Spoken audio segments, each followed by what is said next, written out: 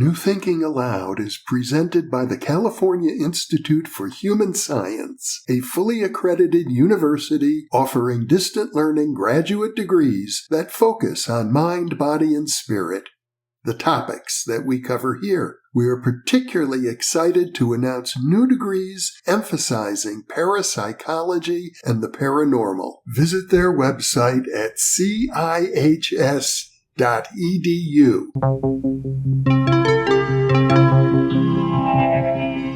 Thinking Aloud.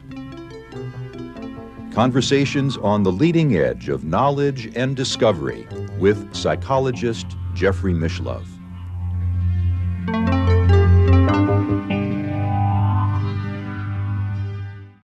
Hello and welcome. I'm Jeffrey Mishlove. Today we'll be exploring the fathers of Renaissance esoteric magic.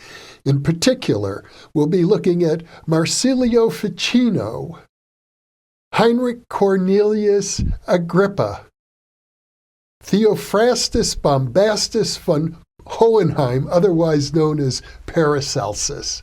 My guest is Ronnie Pontiac, who worked as Manly P. Hall's research assistant, screener, and designated substitute lecturer for 7 years.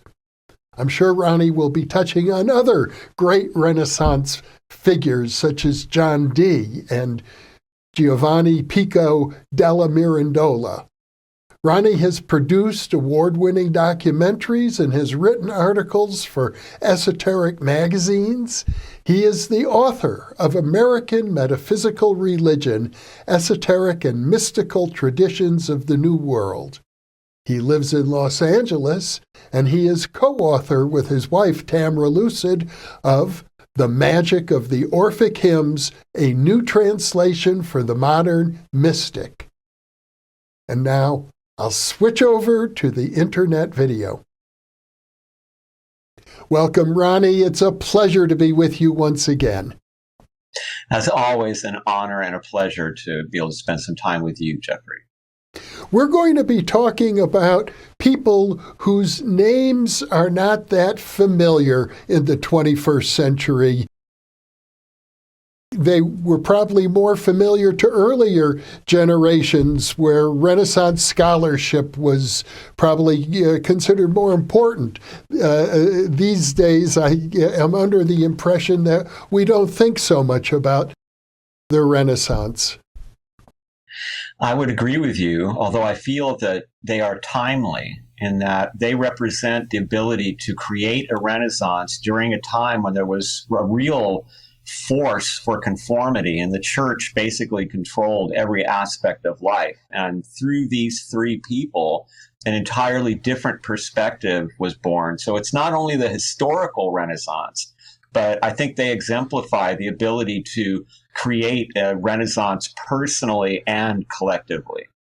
And the reason it's called the Renaissance has to do with the rebirth of vast amounts of material from the ancient Greek and Roman cultures that had basically been lost during what we think of as the Dark Ages.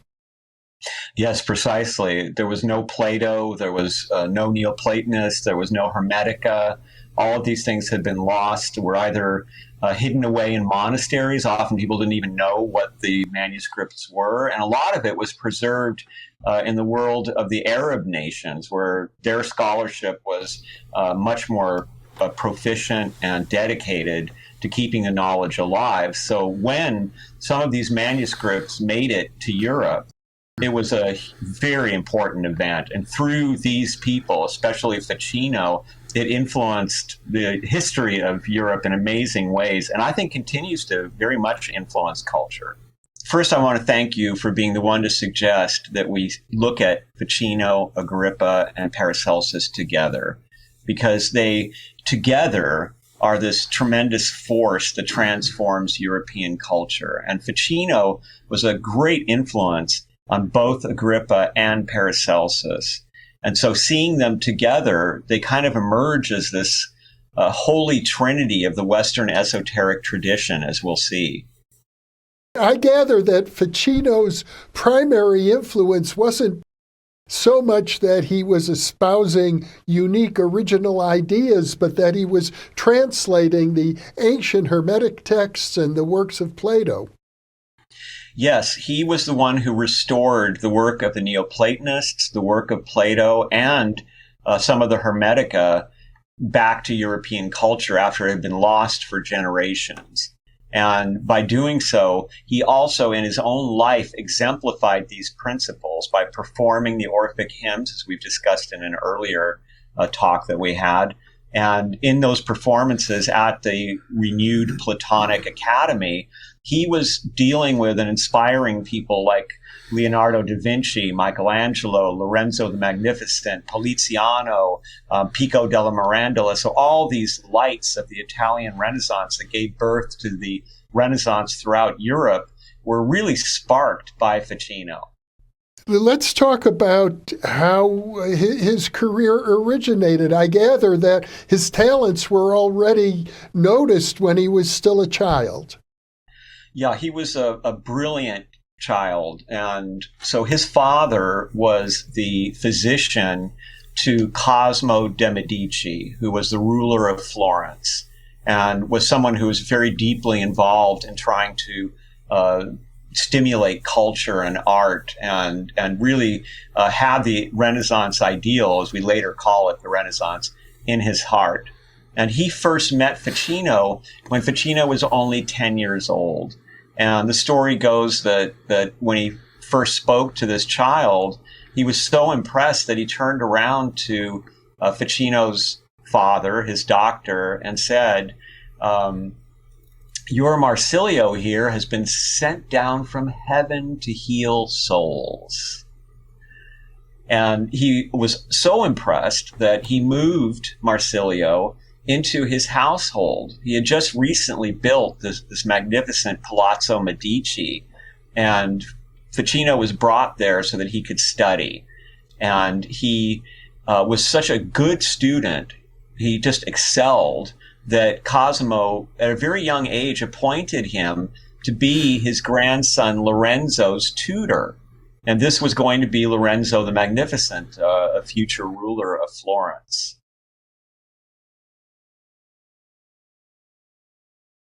It did. He became this sort of, everyone was expecting from him some sort of tremendous creations or accomplishments, and he certainly wanted to be a great contributor to culture, and he was very driven by trying to understand what the best way to live might be.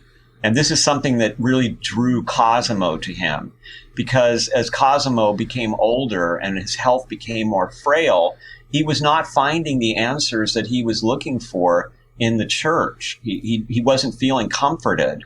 And so he had run into, well, let me back it up for a minute. Well, I want to explain how Ficino got to being this guy who translated Plato and everything, because that was not an easy thing to do in a world where the church really didn't want Plato translated, because Plato was considered a competition for the Christian viewpoint about the afterlife and about the nature of the soul and about how to live an appropriate life.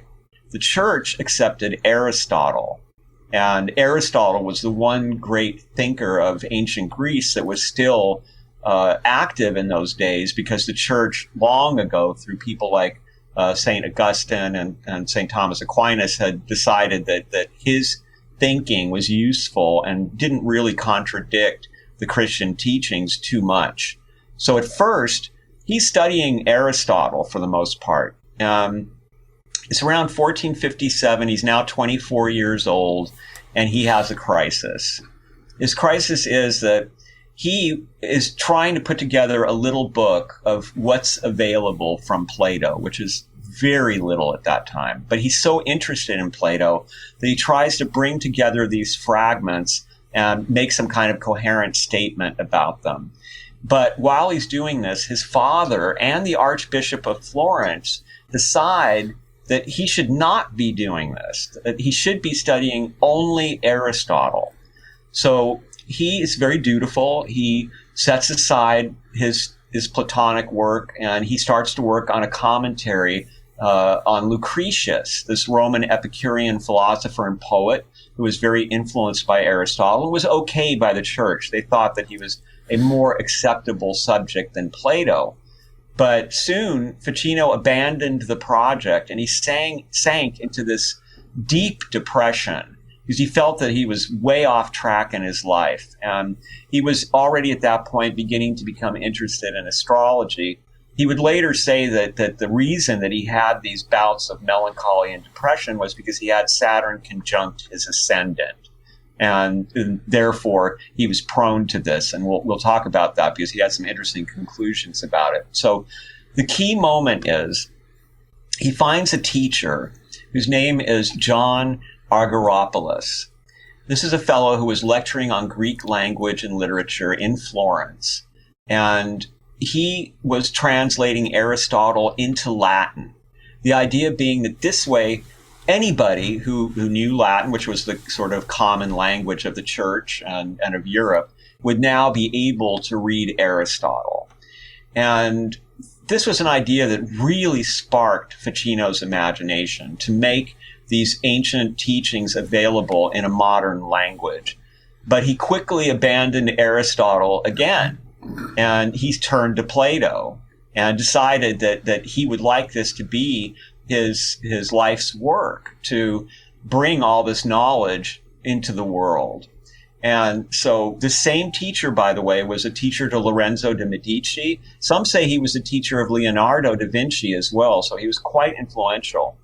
And however much Ficino wanted to do this, he didn't have the means.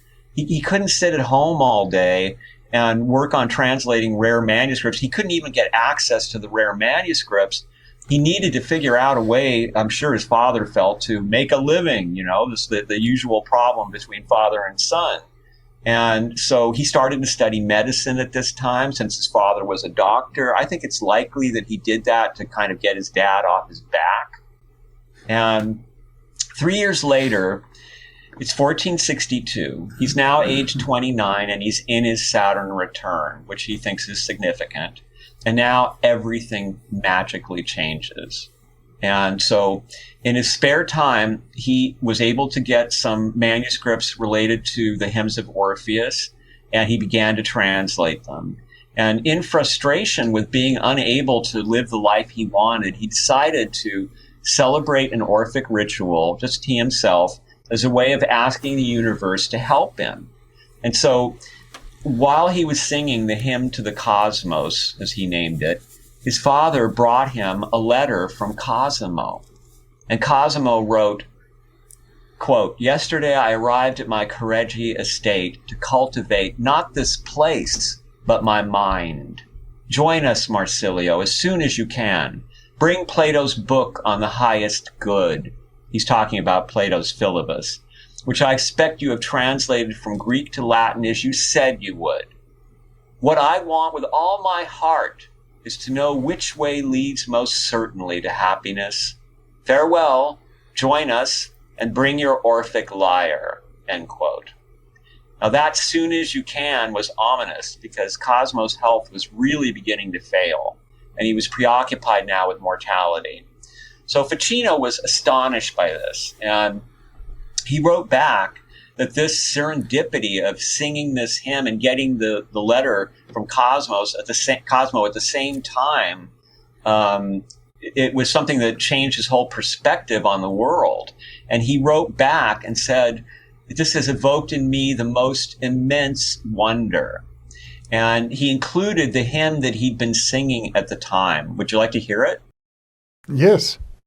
So this is an English translation of Ficino. He said, this is what he was singing when the message from Cosimo arrived. "O heavens, creator of everything, invincibility of the cosmos, revered ancient origin, beginning and end of all. O cosmos, father who shines light on the sphere of earth as it orbits, turning and circling, house of the blessed. Universe, celestial and earthly, you guard and keep all of us, encircling everything. You hold in your heart all-powerful necessity. Nature, red-eyed, untamed, taking many forms, diversifying the world. Omnipotent Father of time, most excellent and blessed Spirit, Cosmos, hear our prayers and give a quiet life to a sincere youth. End quote. And so, this is what he's saying when he gets the letter saying, come to Careggi and I'm going to give you this life. Pretty amazing moment. So he goes to Careggi and discovers that the villa that Cosimo is staying in is now going to be his. And that Cosimo has given him a village, like a farm and a few buildings, so that they can provide him with what he needs while he takes this incredible work of translation on. And most importantly, Cosimo gives Ficino the manuscripts, all the Plato that they were able to get, a collection of Hellenistic documents that was founded by Leonardo da Pistoia, that we now call the Hermetica. And he was so into that, by the way, that he said to Ficino, you know what, wait on Plato and let's get this Hermetic stuff translated, because my understanding is that this is even more outstanding and it predates Plato. And so Ficino, he did read Cosimo parts of his first translation of the Philebus, which is a dialogue that examines the view that pleasure is the highest good. But then we have to define what pleasure is. And this is the fascinating thing that Plato does by trying to delineate all the different ways that pleasure can be defined and deciding which is the best choice. Well, Cosimo was so impressed by this that he decided to reopen Plato's ancient academy in Florence, in Ficino's house in Careggi. And this house, in my opinion, could be called the cradle of the Renaissance. And the many great artists and poets of the Renaissance who came there, many became members of the Academy. And they witnessed Ficino performing the hymns of Orpheus on his lyra di braccio, a recent Italian invention earlier than the violin. This was an interesting instrument. It was like a violin. It had 5 strings tuned like a violin, but it had a low D bottom and 2 drone strings tuned to octave of each other. And Ficino even had a painting of Orpheus on his instrument. The lyra di braccio, some people call it braccio, was played with a bow like a violin. And so it had this kind of plaintive sound to it. And later, Ficino would say that there was no magic more powerful than the Orphic Hymns. And his friends all nicknamed him Orpheus because his playing and his singing and these lyrics were just so beautiful. And the poet Naldi even said that he considered Ficino to be the reincarnation of Orpheus. So by 1463, Ficino completes his translation of the Hermetica, and he's reading it to Cosimo, and he immerses himself now in the work of translating Plato. He's hurrying, trying to finish as much as he can before Cosimo dies. And he's reading these translations to Cosimo while Cosimo is lying in his deathbed. And so I just think it's such a moving kind of moment, and he does not complete it. Unfortunately, Cosimo dies about a year later in August in Careggi, right there in that house. And he did not live to see the complete translation, but he did get a lot of it. So he'd also been asked to translate Dante's Monarchia. This is a book that I think Elon Musk must have read, because in it, Dante defends the idea that there should be one monarch to rule the whole world. And a crisis followed. Ficino said about his crisis. He said, I was stuck because I was so attracted to paganism and so committed to Christianity. And I felt torn between these 2 spiritual paths. And I had to decide, I felt, on one or the other. But I wonder if perhaps Dante's justification for autocrats, because, the Medicis were autocrats despite their generosity. And here he's reading about this, one autocrat to rule the world. And I think Ficino, who was deeply educated in Plato's ideas about that not being a good idea, the philosopher king, okay, but one dictatorial ruler, not a good thing. And I think that he kind of felt, wow, am I really supporting something here that I don't want to support? And it slowed him down. It brought him into bouts of melancholy. And then in 1469, he finally finishes the entire Plato translation. And coincidentally, that same year, he has his translation of the famous Divine Pomander, some people call it Pymander, published in Venice. This is like the great classic of the Hermetica. And he, you would think, would be pleased by this important, achievement. I mean, he's restored this incredible classic of mysticism. They believed this was the actual teaching of Hermes, this great Egyptian teacher who predated Plato.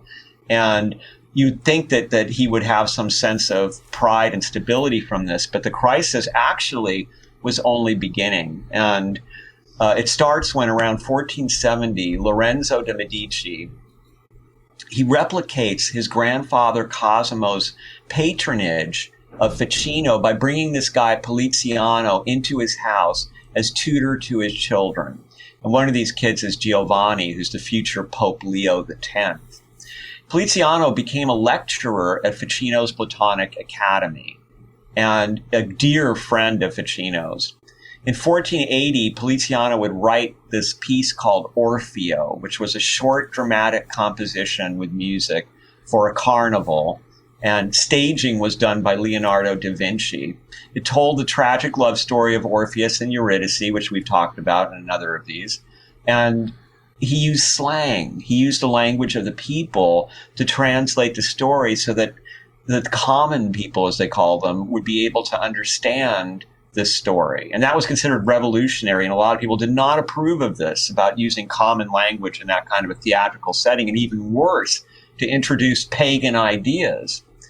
So Poliziano leaves us a brief statement about Ficino's enthusiasm and the effect that his performances of the hymns of Orpheus had.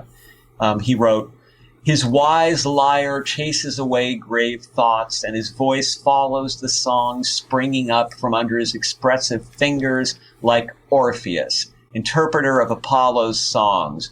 When he is finished, drawn on by the passion of the muses, I go home to write my own verses," end quote. But Ficino never published his translation of the hymns because he was in a vulnerable position. As we'll see, this all caught up to him. He only allowed the manuscript to be shared among his friends. So the Academy was known. The church knew that this thing was going on. They were keeping an eye on it. They knew Ficino was doing the hymns of Orpheus. But what was he really doing?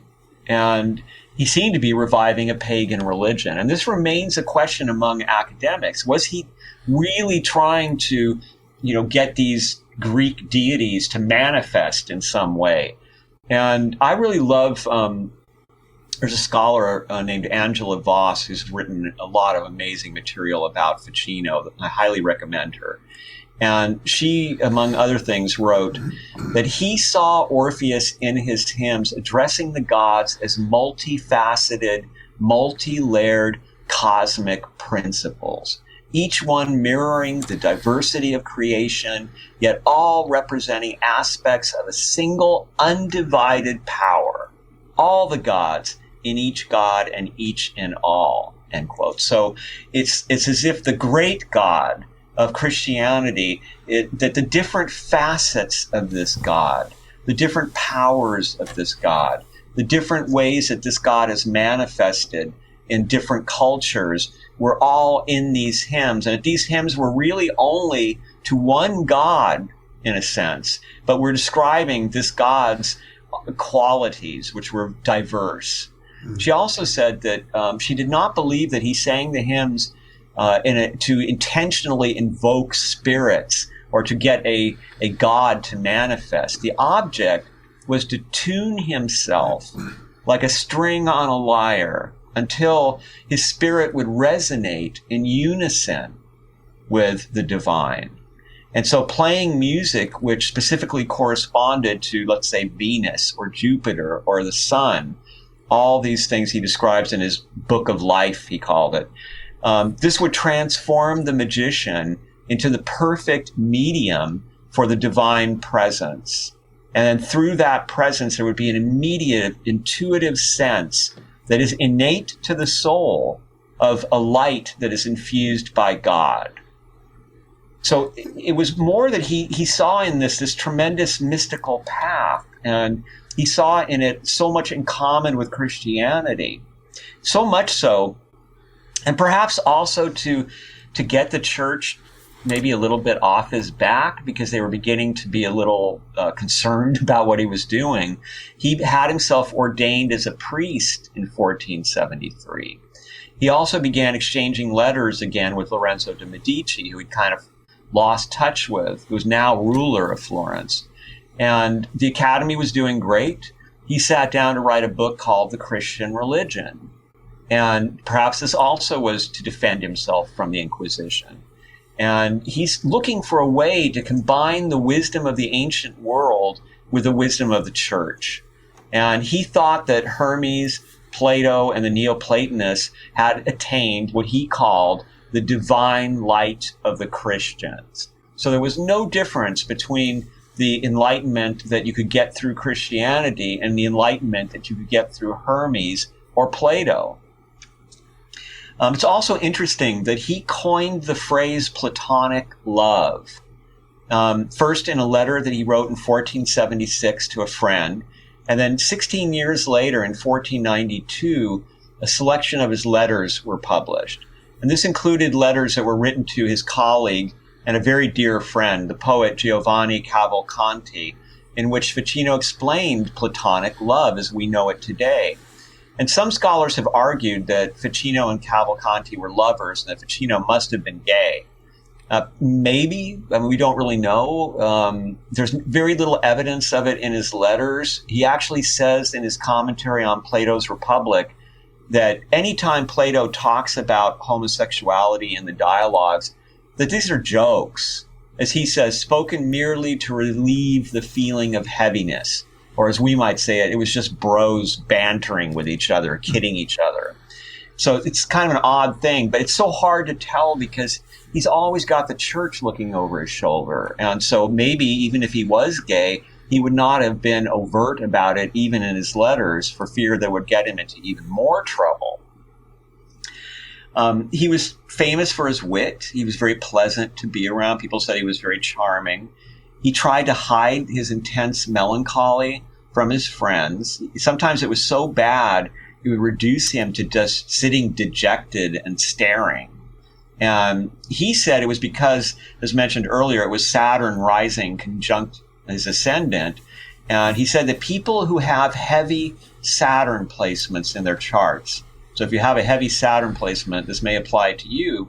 He said that you really need to focus on divine wisdom, because that's what Saturn requires of you. And then he said, quote, Saturn is hostile to those people who are living publicly and who have ordinary lives, even if they flee the company of the crowd.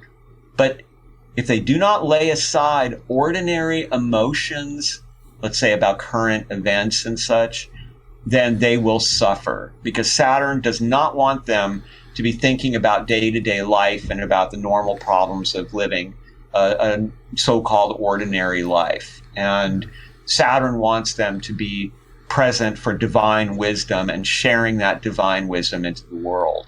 So it's an interesting perspective that he has there. And most of his work was based heavily on astrology. And yet, in 1477, he wrote a book, which he never published, that would seem to reject astrology. But it's a complex position he takes. Some people have used it to say astrology is BS. Even Ficino said so, but he doesn't outright dismiss it. He believes that using astrology to pin down aspects of fate, to say, for example, that this aspect means only this. So if you have this aspect, this is going to happen to you. You'll die this way, or you'll have this kind of relationship. You're actually seeing a lot of this right now from astrologers concerned about the election and these kind of hard predictions of exactly what's going to happen. He didn't think that that was very helpful. He said that astrology is not about the planets making us do things. It's about synchronicity. And I think he probably learned this from Plotinus, who talks about how astrology is an art of signs, of, as he puts it, everything breathes together. So everywhere we look, there are omens because everything is reflecting the moment back at us. And so he's also pointed out that God can change a man's fate through providence and that people have choices to make. The planets indicate situations and maybe even can advise you about what a good choice might be, but you have that choice and you are not compelled to act in a certain way. He thought that astrology should lift us and give us a way to share divine vision, because the divine vision can see the greater harmony and wisdom that is everywhere in the world. And we forget that. And astrology that forgets that and winds up just trying to help people find things they lost, or is this a good relationship? He didn't think those were very useful. And just as an aside, I've had so many astrologers look at the charts for Tamra, my wife and I, and just say, oh my God, you guys, how do you guys get along? And we have got along from the day we met and had a great time. But most astrologers looking at our positions think that we should not be married at all, because how could it possibly be anything but a constant battle? And it's nothing like that. So I tend to believe with him that it's too much of a temptation to use astrology to try to act as though you have the inside information on what's going to happen next, no matter what, when in fact I think it's more a way of giving you perspective and giving you choices and trying to lift up. And that's how he saw it. But many people, having found out about this book, thought, well, clearly he understood then that astrology isn't true. But that isn't the case. And he continued to use astrology even after he wrote and didn't publish that book. And he didn't publish it, which tells you something. Well, what was the church's attitude towards astrology at this time? The church was funny, they actually tolerated a certain amount of astrology and magic amongst the priests. There were bishops, cardinals, and such who were interested in these matters. And yet it was supposed to be kind of a hobby, or even more so, sometimes it was said, this is for the elite. Like the bishop has the spiritual knowledge and the intellect to read this stuff, but you don't want to give this to your neighbor. That's going to screw everything up. So it was kept as kind of this, what do I want to call it, like a fantastic delicacy for those who were intelligent enough to appreciate it. But it would be dangerous in the hands of the average person, is how they saw it. But they became much stricter about this, as we'll see, during this 100 years that passes between the birth of Ficino and the death of Paracelsus. All that we're going to talk about happens within this 100-year period that establishes really the Western esoteric tradition. So you mentioned Pico, and in 1484, this was a big year for Ficino because, one, it was his second Saturn return, and he thought this was highly significant. He published his Plato translation. So many viewers will not know what a Saturn return is. So let's define that term. I know Saturn has a 28-year revolution around the sun. Yes, it's a period when Saturn returns to where it was when you were born. Mm-hmm. And generally speaking, it's thought to be a very difficult time, a time when you realize that you're no longer young, or that you have to change what you're doing in order to adapt to who you really are becoming.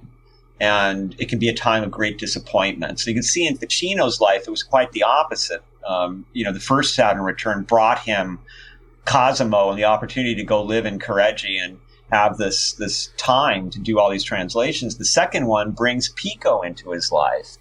And it also happened to occur at a time when Jupiter was conjunct Saturn. This is called the Great Conjunction.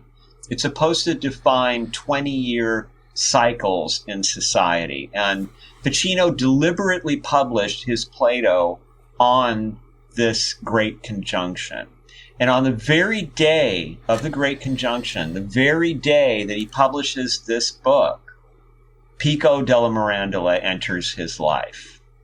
Pico, it turns out, was also born with Saturn in Aquarius, and about 30 years after Ficino was born. And he was going through his first Saturn return when he met Ficino.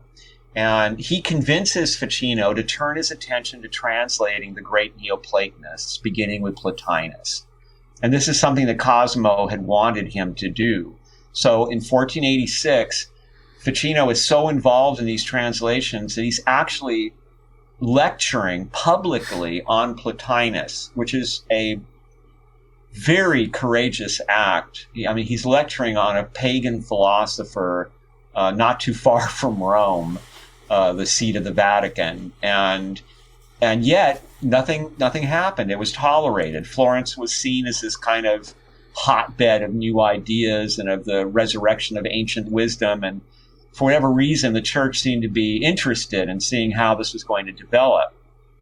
And Ficino was also, I think one of the reasons that they allowed him to do this was because he was very interested in healing and in medicine. He believed that the hymns of Orpheus, for example, could heal you from psychological and even physical ailments. And his friends often said that he would heal them through performing hymns.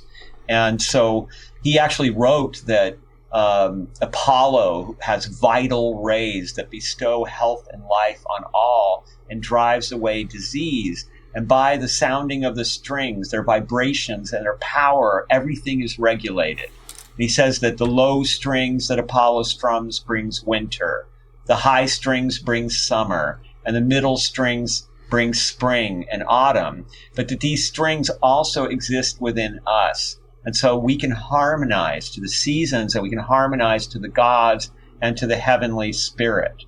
And this heavenly spirit penetrates everything, either in secret ways or in obvious ways. And it shows us this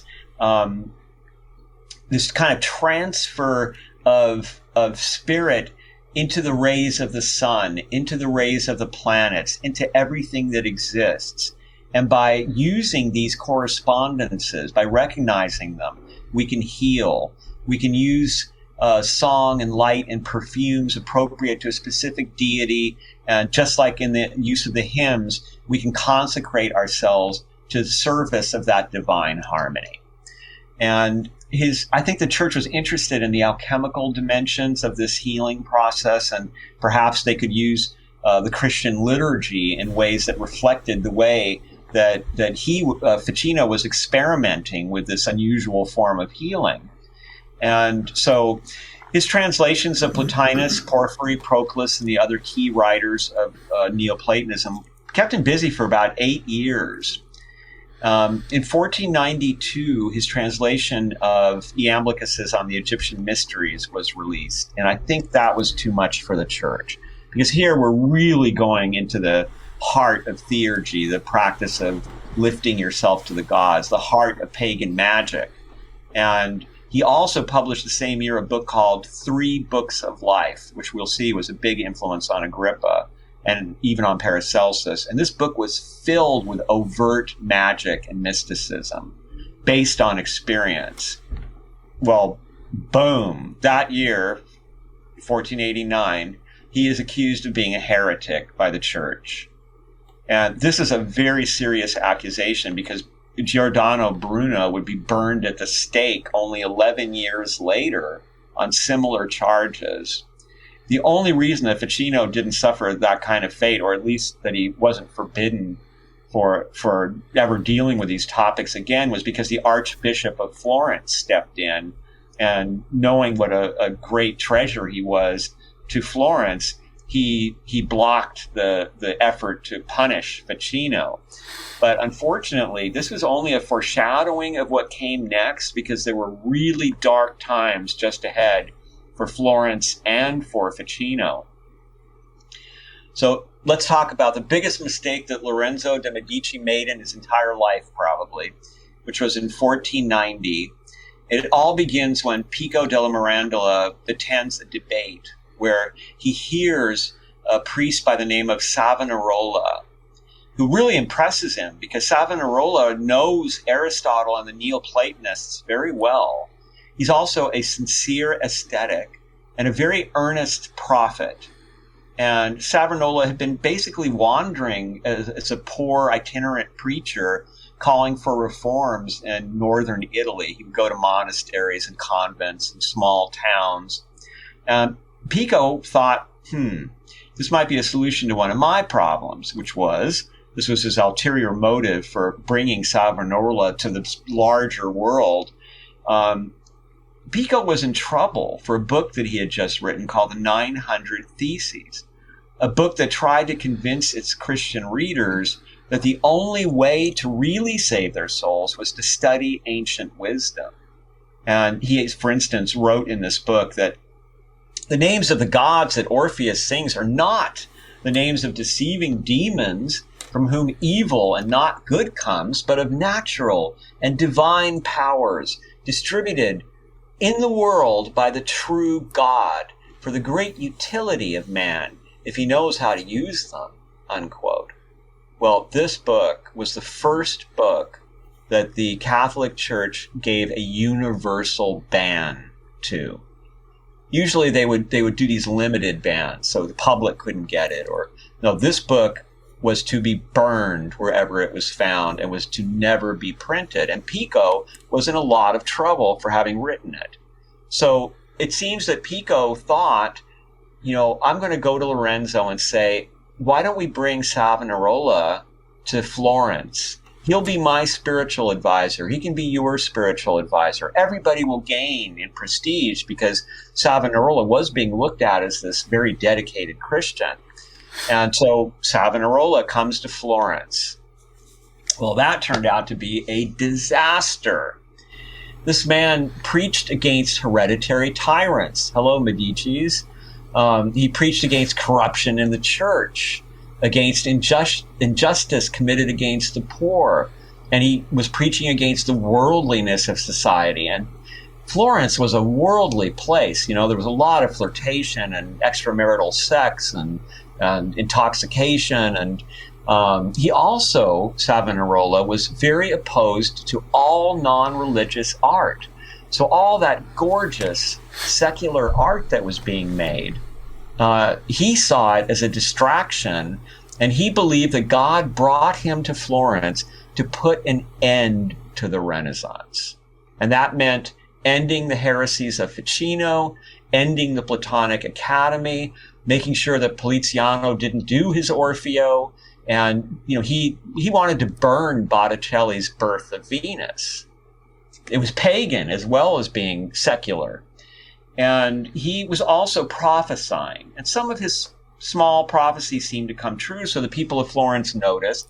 And then he had this dramatic vision of a Florence cleansed of the sins of the Renaissance that would be all the more, incredible. Its destiny would be great because it gave up its sinfulness. And people were very interested in that prophecy. So Ficino, who's now just about to turn 60, he's looking at all this.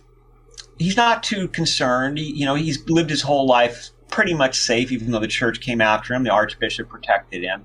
And so he writes this statement. He says, "This age, like a golden age, has brought back to light those liberal disciplines that were practically extinguished: grammar, poetry, oratory, painting, sculpture, architecture, music, and the ancient singing of songs to the Orphic lyre."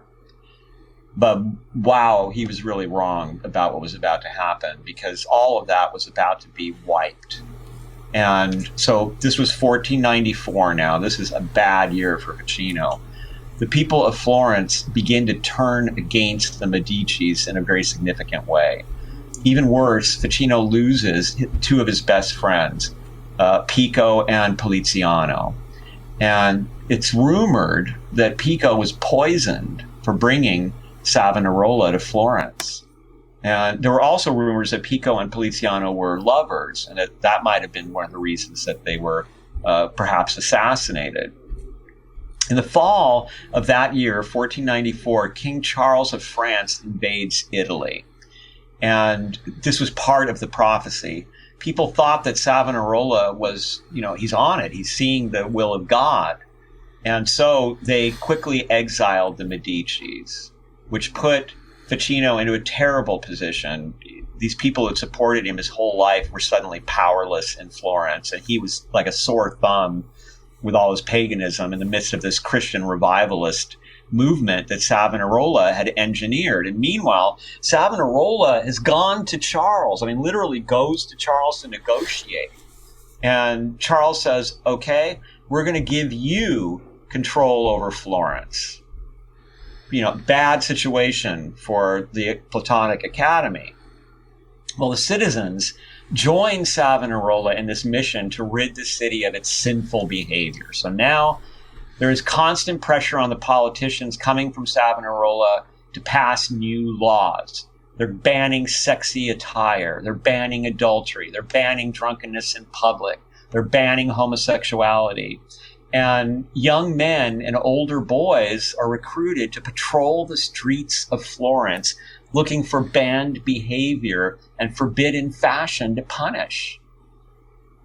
Just think about that. This is a city where Botticelli was painting this amazing Birth of Venus, and there was Orpheus was being performed in the language of the people, and people were being healed by the Orphic hymns being performed at the Platonic Academy, and all of a sudden there's these young men walking around punishing people because their ankles are showing.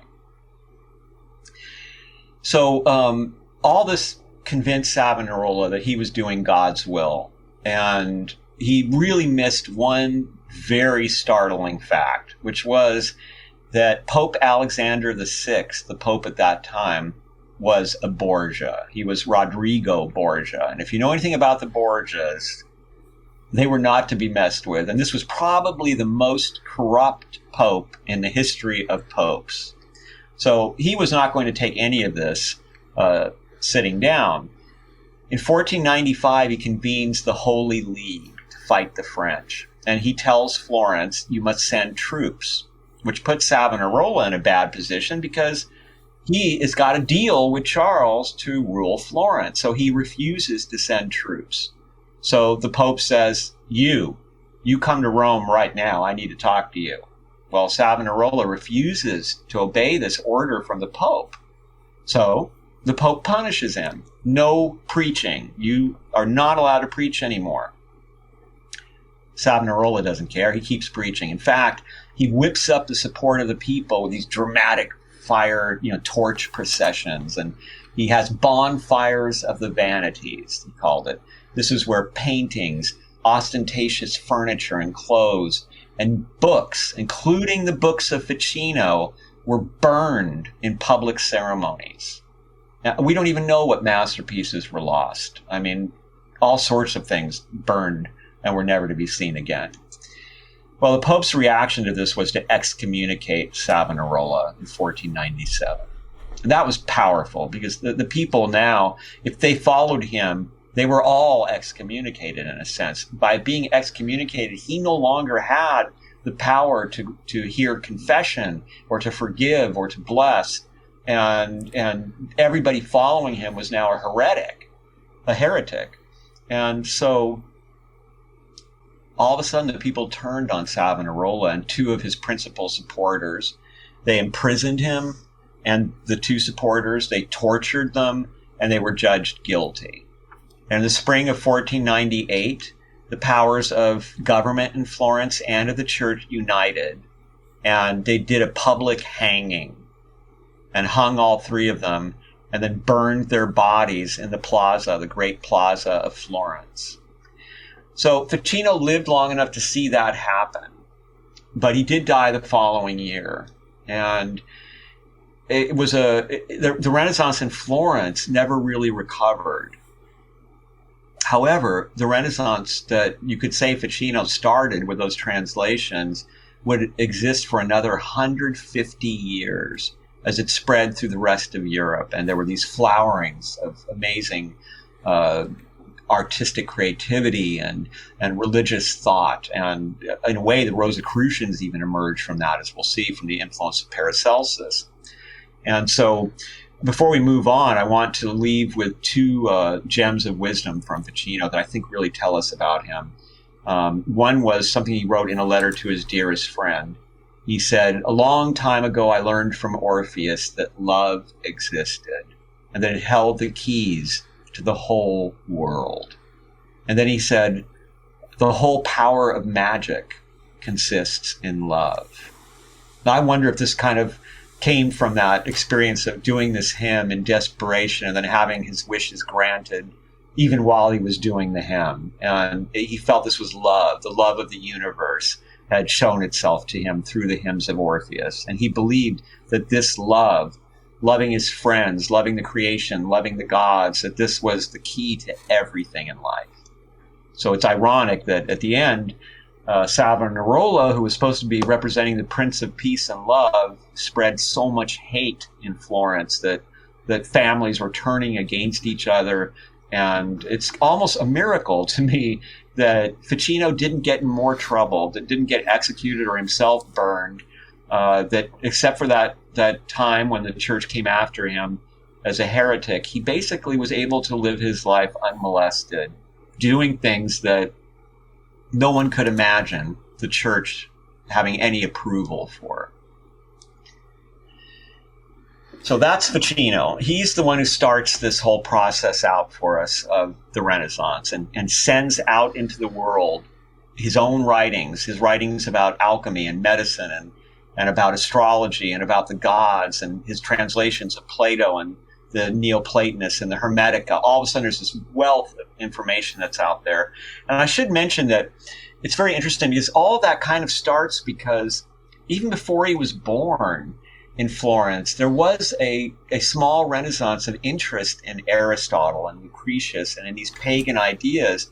And there was a conference that the church had in Florence when I think Ficino was like 6 years old or something, that all these thinkers from Germany and France and from all around Europe came to this, and they met these Florentine scholars who started talking to them about Aristotle and these beliefs, and they were all excited about it. They went home and they started to read these materials themselves, and that created an environment where once Ficino released these materials, there were already thinkers out there around the world of Europe who were eager to get their hands on what Plato really had to say.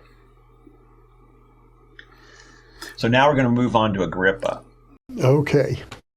Heinrich Cornelius, better known as Agrippa, a name he chose himself, and he chose it because the Roman Agrippa was the founder of the city in which the Agrippa we are talking about was born in 1486. He is born in Cologne, Germany. And 200 years earlier, Cologne happened to be the home of Albertus Magnus, Albert the Great, who was a brilliant thinker of the medieval era, bishop and occultist and an early scientist, and was an inspiration. At the age of 13, Agrippa was already studying Albertus Magnus, and he was 13 when Ficino died, Agrippa. He didn't know about Ficino yet. But he, in studying Albertus Magnus, was in a sense preparing himself, and later he would be greatly influenced by Ficino. Agrippa had a strange life. He worked for royalty, so he lived very well, but he also went to prison for debt.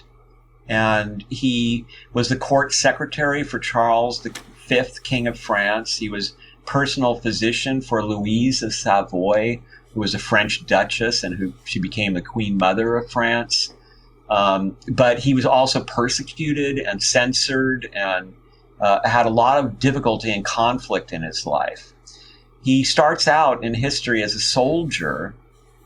He became a diplomat, a faith healer, a scholar, a lawyer, but he's best known for writing what is probably the most plagiarized work in the Western esoteric tradition, which is the occult philosophy in 3 books.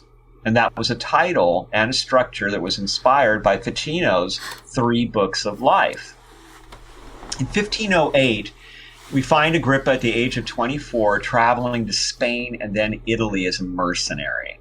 He was obviously good at it because he rose to become a captain in the army of the Holy Roman Emperor Maximilian. And he earned a knighthood. He wrote about these experiences in a letter. He said, "My right hand soaked in blood, my left dividing spoil, my belly filled with prey, and the way of my feet was over corpses of the slain." So he had some pride about his skills as a warrior and his ability to deal with the goriness of that world. But that was not the only conflict that he experienced. He would be condemned multiple times. For instance, the Portuguese Inquisition went after him, and they wrote a report on the occult philosophy, and they described him as, quote, "the most condemned heretic of the first class." And the priest also was of the opinion that because Agrippa was so skeptical about everything, he must be a Lutheran. But Agrippa, while he admired Luther, he really wasn't a Lutheran or a Protestant. He believed in the rituals of the Catholic Church, which to him were comparable to the Orphic Hymns and other ancient mysteries. And to him, a pure-hearted magician performing a ritual was just as good as a priest doing the liturgy. And he suggested that magicians put together their own hymns to the gods of their choice. And he suggested the best model for that process could be found in the Orphic Hymns. But you didn't have to be limited to the Orphic Hymns. You could do your own. And he was very focused on musical magic because of the mathematics under it and the influence of Ficino. People thought this had to do with the devil, but really he was getting these ideas from Orpheus and from Pythagoras and seeing them through the lens of Neoplatonism. So maybe one of the better times in his life was in 1509 when he becomes a university lecturer. And Margaret of Austria, the Duchess of Savoy, she had become the governor of the Habsburg Netherlands, and she became his patroness. She was a really skilled diplomat, very good at managing the economy, and very encouraging to culture. And he made this good impression by showing up in her town, her city, and lecturing at the local university on the subject of this book that was called The Miracle Making Word by a guy named Reuchlin. And Reuchlin was sort of an expert on the Kabbalah at that time. And like Ficino, he was a student of John Argyropoulos, that translator of Aristotle.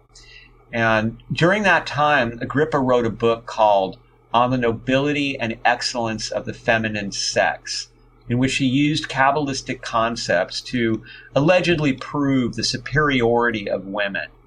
He probably did this to please Margaret, and he dedicated it to her.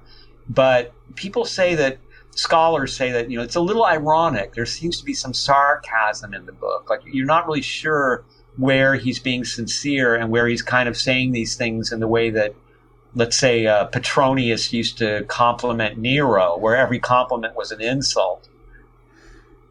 He was given, however, a doctorate in theology. And then all of a sudden a cleric accused him, and I quote, of being a Judaizing heretic, because he was talking about the Kabbalah, and the Kabbalah is Jewish. He had to leave town. So he went back to Germany, where he studied with what he considered his greatest master, who was a German Benedictine abbot by the name of Trithemius. And some people call him Trithemius.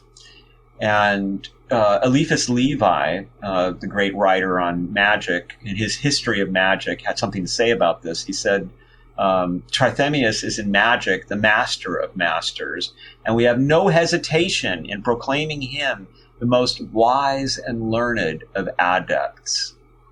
So Levi, who was this very influential magus in Paris years later, a century or two later, he was born during Emperor Napoleon's reign, and he died at the end of Napoleon III's empire.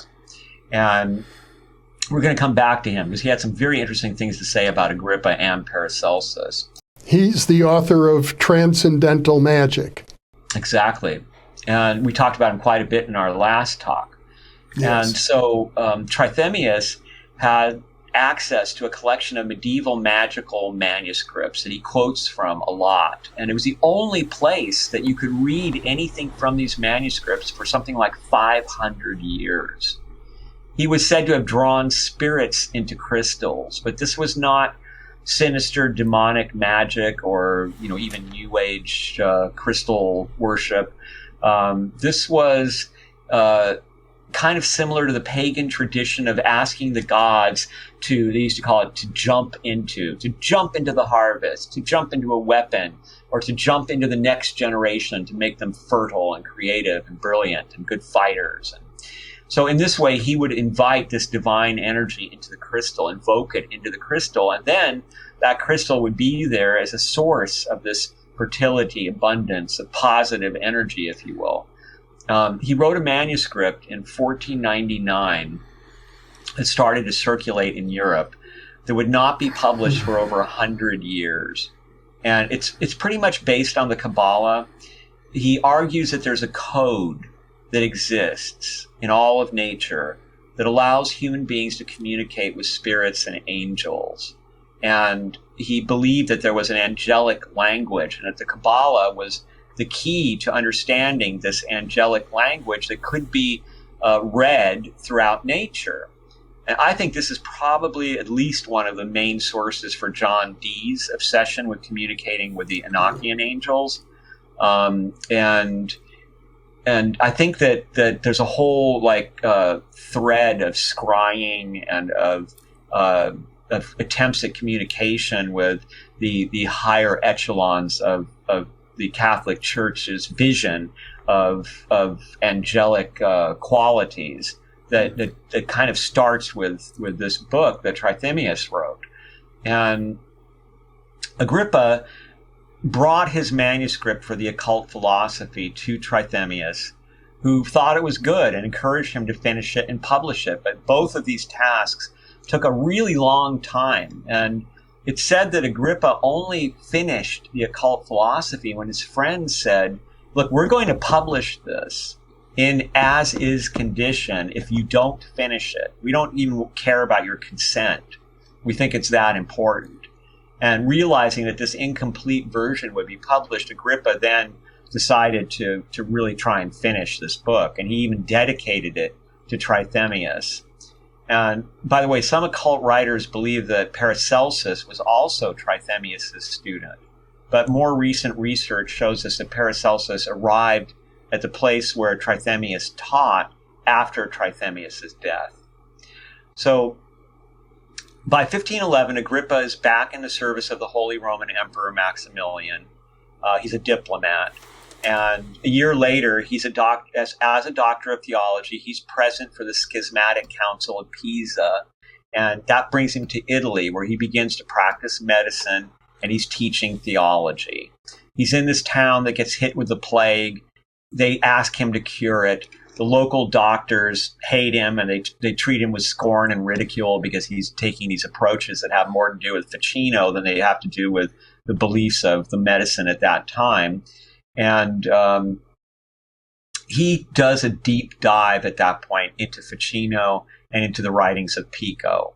And in Pico's Christian Kabbalah, he finds something that just revolutionizes his understanding of the occult. By the way, Pico also would write a book, 12 books, but it was one work against astrology, something that he had been really into and had written in defense of.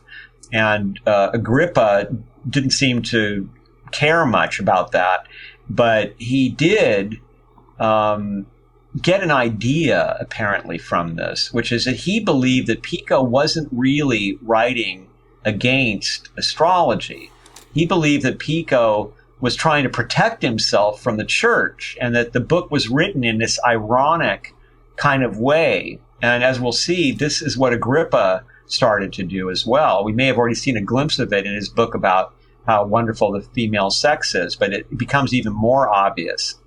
So in 1528, he's invited to participate in the arguments for the legality of Henry VIII's divorce from Catherine of Aragon, but he's smart enough to stay away from that. And he gets a better offer from Margaret, which is to become the archivist and historian for the Holy Roman Emperor Charles. That's a nice gig for him, but it only lasts 2 years because then Margaret dies. And now all of a sudden, Agrippa has no support at all. And his books are now being published by his friends, so he now has enemies, old enemies who attacked him earlier about his beliefs, and now there's books that they can attack. He even gets imprisoned for debt during this period. The Inquisition moves to stop the printing of the occult philosophy, and he gets arrested in France because he allegedly insulted the Queen Mother in print, which he denied, but something that he said was kind of taken out of context. And because he wrote in these sort of in a way that had potential different meanings in it, people thought that he was really insulting this revered woman. This is when one of the most bitter turns. I mean, you think it was bad enough. He gets arrested for that. He's in prison for debt and all the rest. But something even worse happened in 1559 when the fourth book of occult philosophy, as it was called, was published. And this was claiming to be the fourth and final volume of the occult philosophy. It was a book of Goetia, spells, necromancy, demonology, a lot of satanic kind of stuff. Everybody seemed to think, well, there it is. I mean, Agrippa really is a Satan worshiper, and this is the proof. But Agrippa didn't write it. And he had students who spent years telling people that is not Agrippa. He did not write that book, but it was always released under his name. And eventually, in the 1700s, a couple hundred years later, in France, there are these notorious books that come out about conjuring spirits and seeking treasures in occult ways, getting revenge. And they became really popular. They were like these little pamphlets. And they were called Agrippa Noir, Black Agrippa, which kind of meant the black arts of Agrippa. And possessing these books could lead to serious trouble with the authorities. In 1572, a book was published called On the Art of Alchemy. And this is going to show us this powerful connection between Ficino and Agrippa. The book was the most important book on the subject published at that point. It was published anonymously. And the ideas in it are based on alchemical theories in the third chapter of Ficino's 3 Books of Life. The idea is that the philosopher's stone, the elixir, the universal medicine, can be found in the world soul that is buried deep in gold. Because the world soul exists in everything that exists in the world. And it's in an especially pure form in gold, which was considered one of the purest and most divine substances. This made the book very important and also caused people to attribute it to Ficino. But modern scholars have gone in there, studied the language, studied the references, and they came out saying, wow, this book was written by Agrippa, because this is all Agrippa's interests and Agrippa's terminology and such. He's basing it on Ficino. He's running with it. He's taking it further than Ficino did, but this is not Ficino. And so here we have this hugely influential book on alchemy, actually by Agrippa, but credited to Ficino. That's how big the influence was. The philosophy of the occult in 3 books represented the 3 areas of magic practiced by human beings, which were natural, celestial, and ceremonial. This reflected the universe, which is divided into the elements, the celestial, and the intellectual. The 4 elements have this threefold nature in them, and the 4 elements are in all things in different proportions, from the lowest things to the highest. And they have virtues, which are both natural and occult, or secret. The natural are the virtues of the elements, the heat of fire, the life-giving properties of water, the fertility of the soil, and so on. Agrippa tells us the occult virtues, which he calls occult qualities, that these are very hard to find, and that man's intellect cannot in any way reach them. You have to use higher faculties to understand them. And I want to make sure to add here, because I think this is amazing, that Agrippa is the one who first used the word occult in the way that we use it today. Because occult used to just mean secret. But occult was used by Agrippa specifically about what we now call the Western esoteric tradition and what he called natural magic, natural philosophy. Many people called it that. So he coined the use of occult in you talking about these matters. And he said that every occult property is conveyed into herbs, stones, metals, animals, by way of the sun, the moon, and the planets, and through the stars that are higher than the planets. And that by understanding these virtues everywhere in the world, we come into the ability to be involved with natural magic. So celestial magic is the knowledge and use of the occult virtues of mathematics, the symbols of the cycles and multitudes of nature and the planets. And by understanding these things, we perfect our world and ourselves. And he considered ceremonial magic the highest of these high arts. He said it could bring the magician into union with the divine, which meant achieving the full potential possible for a human being. So at this point, he's a contentious character, but he's very influential. The book is very influential. And he writes something called Of the Vanity and Uncertainty of Arts and Sciences. He writes it in 1526 and he publishes it in 1530. And in it, Agrippa admits feeling remorse about the time he wasted on the occult. He says, in fact, that all the arts and sciences should be thrown into the bonfire of the vanities, his bonfire of the vanities, along with magic, because he thinks that they're all basically human BS, just we use in order to gain status and such, and that if you really examine the words and the ideas, that they fall apart. And he was a very sharp wit, and he punctured many pretenses. But this work is a paradox, because in denying this knowledge, he writes this big book that's filled with all of this information that he's saying is unimportant. And yet he's writing about it in great detail as if it's very important.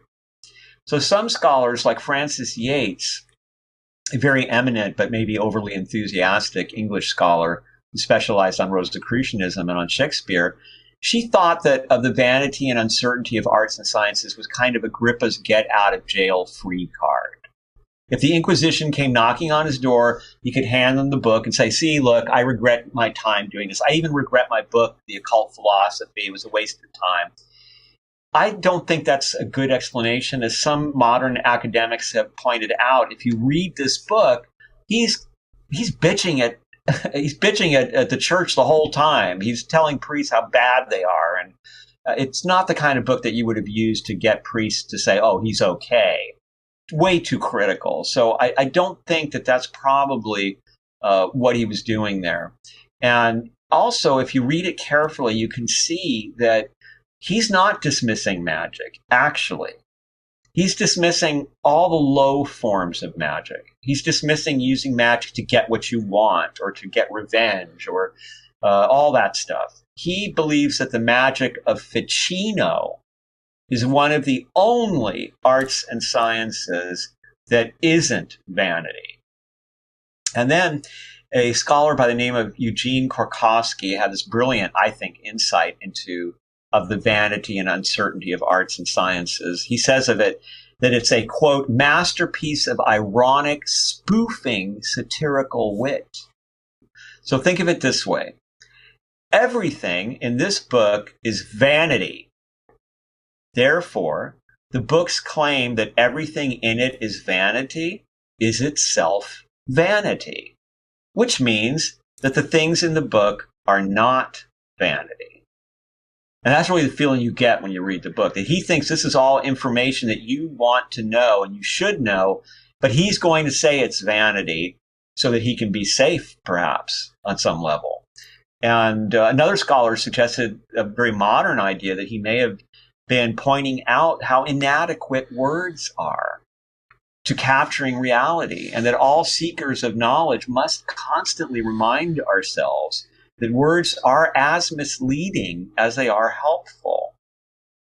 He really understood belief as being a factor in all of this. So he had this description of the use of sacred words in magic where he said, the sacred words don't have power in magical operations in themselves. They're just words. But it is because of the faith of the magician. If you believe in it, then these words can become what he called a conduit pipe for the secret power of God. This is then transmitted to us through what he called the ears cleaned by faith and by the invocation of the divine.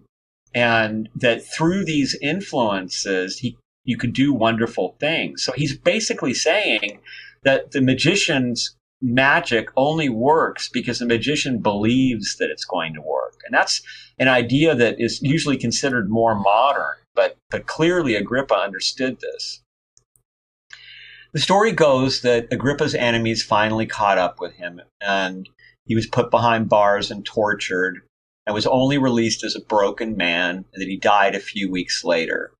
And Eliphas Levi went a long way to establishing this narrative in his Mysteries of Magic, where he wrote, the abbot Trithemius lived and died peacefully, while Agrippa, his imprudent disciple, prematurely closed in a hospital his life of disquietude and torment. Before his death, Agrippa blasphemed occult science as Brutus blasphemed virtue at Philippi. But despite the discouragement of Agrippa, occult science is true. So modern scholars tell us that this is probably not what happened. The thing is, we don't know what happened, and we don't know what Levi's source was. Agrippa, disappears from history around 1533, and we have no historical records concerning his later years or his death, and we know nothing about them. His myth, however, kept evolving, like Levi's description of his death. So, for example, they said that Agrippa had this black dog. It was his demonic familiar, and it followed him everywhere. He became the very archetype of the black magician, and people used to tell stories about him. And so, for instance, one of them was Agrippa had a secret room, and he left the key to that room with his wife one day while doing an errand and told her to keep it safe. But she was careless, and she left it out, and one of Agrippa's students found it. And he had been hoping for just such an opportunity to get into that room with all those goodies that he wasn't allowed to see. So he let himself in. In the room, the student finds an old book. He sits down to read. He's reading a ritual for invoking a demon, just reading it. And he looks up and is shocked to find that just reading it has invoked the demon. The demon is standing there and wants to know why it was summoned.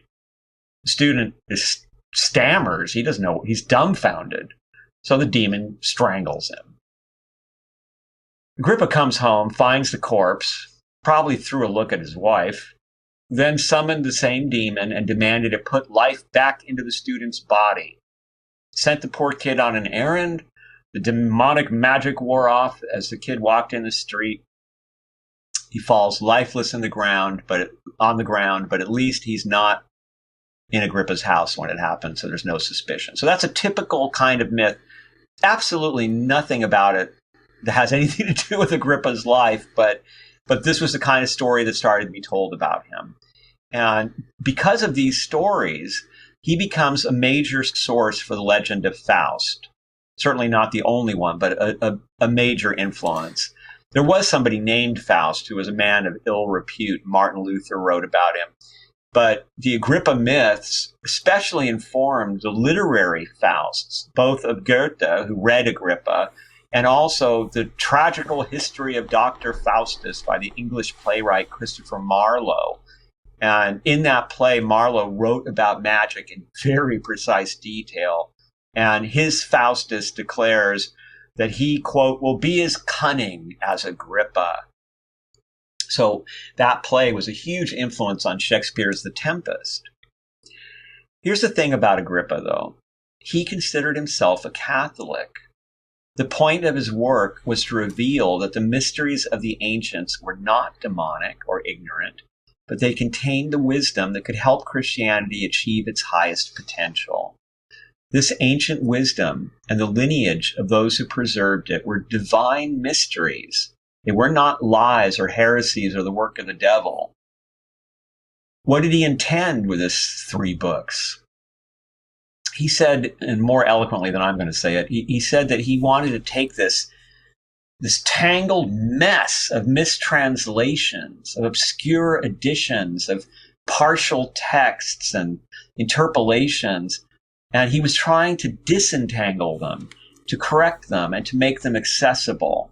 And in doing this, he was really establishing the foundation of Western esoteric tradition, because he was trying to reveal the beautiful, the good, and the true at the heart of the teachings of the Orphic Pythagoreans, the Neoplatonist theurgists, the Kabbalists, and the Hermeticists, and most of all in the writing of Ficino and in the lessons he learned from his teacher, Trithemius. He was assembling this narrative that we call the Western esoteric tradition.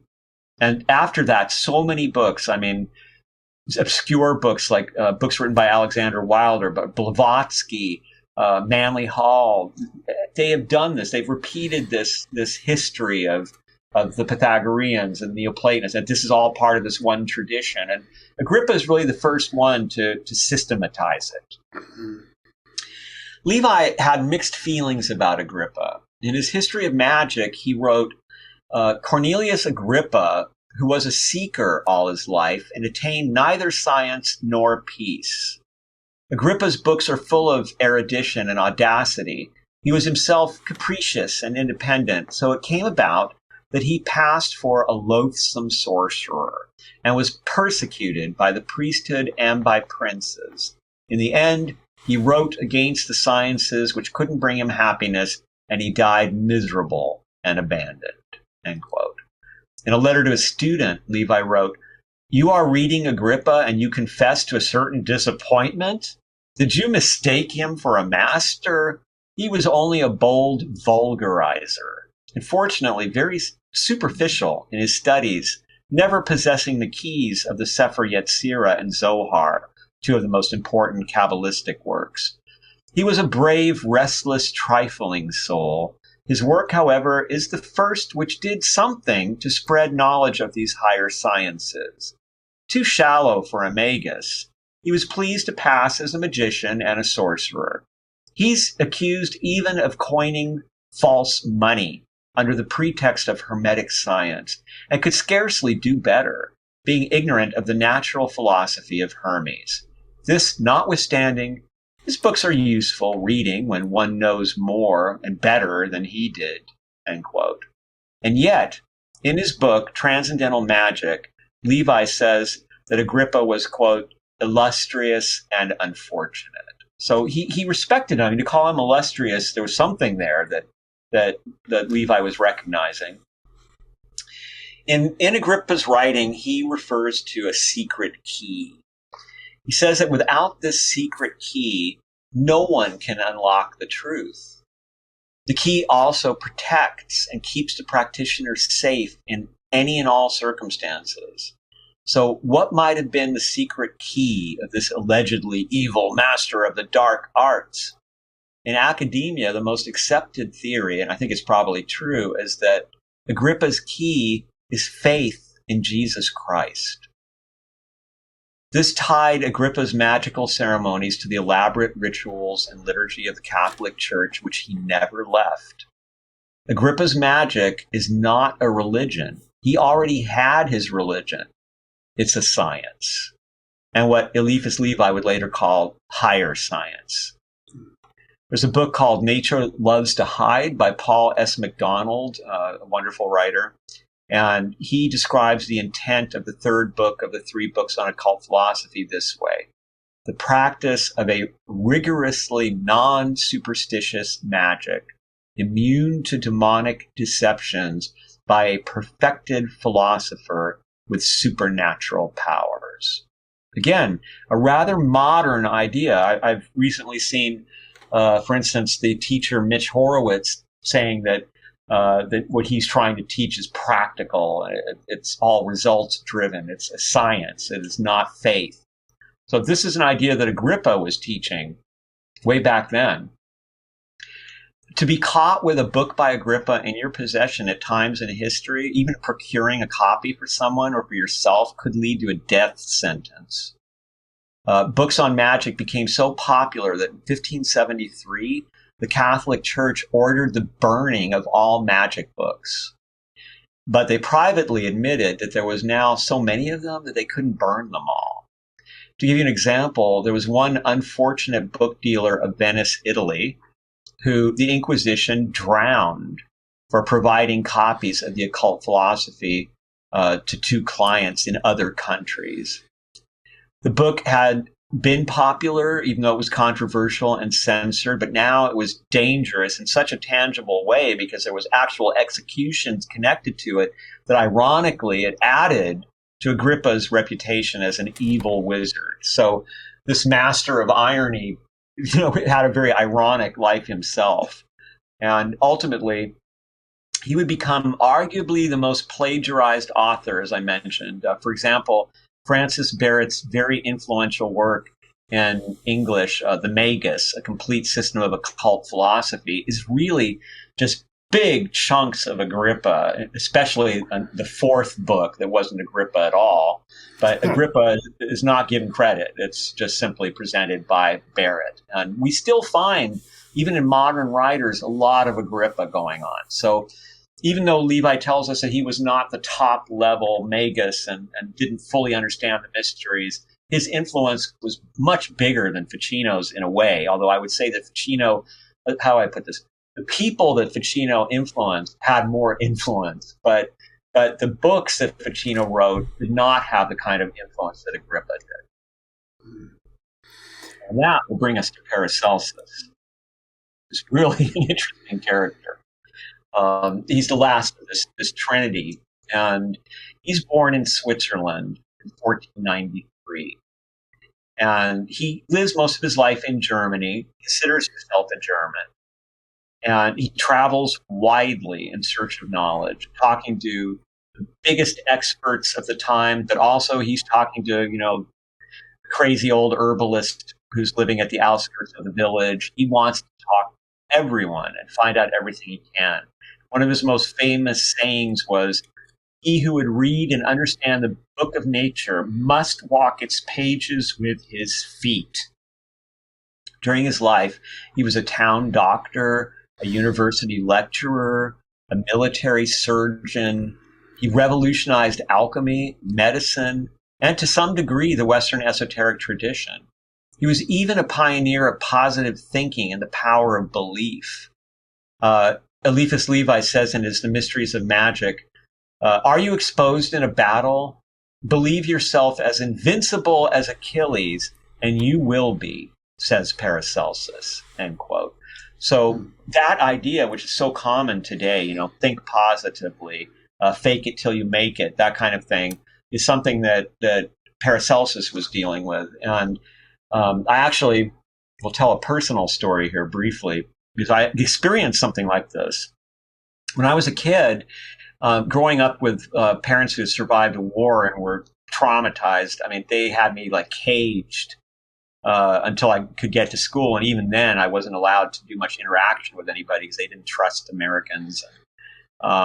So I was living this really weird life. And one of the things that was most important to me was baseball. And I was obsessed with pitching.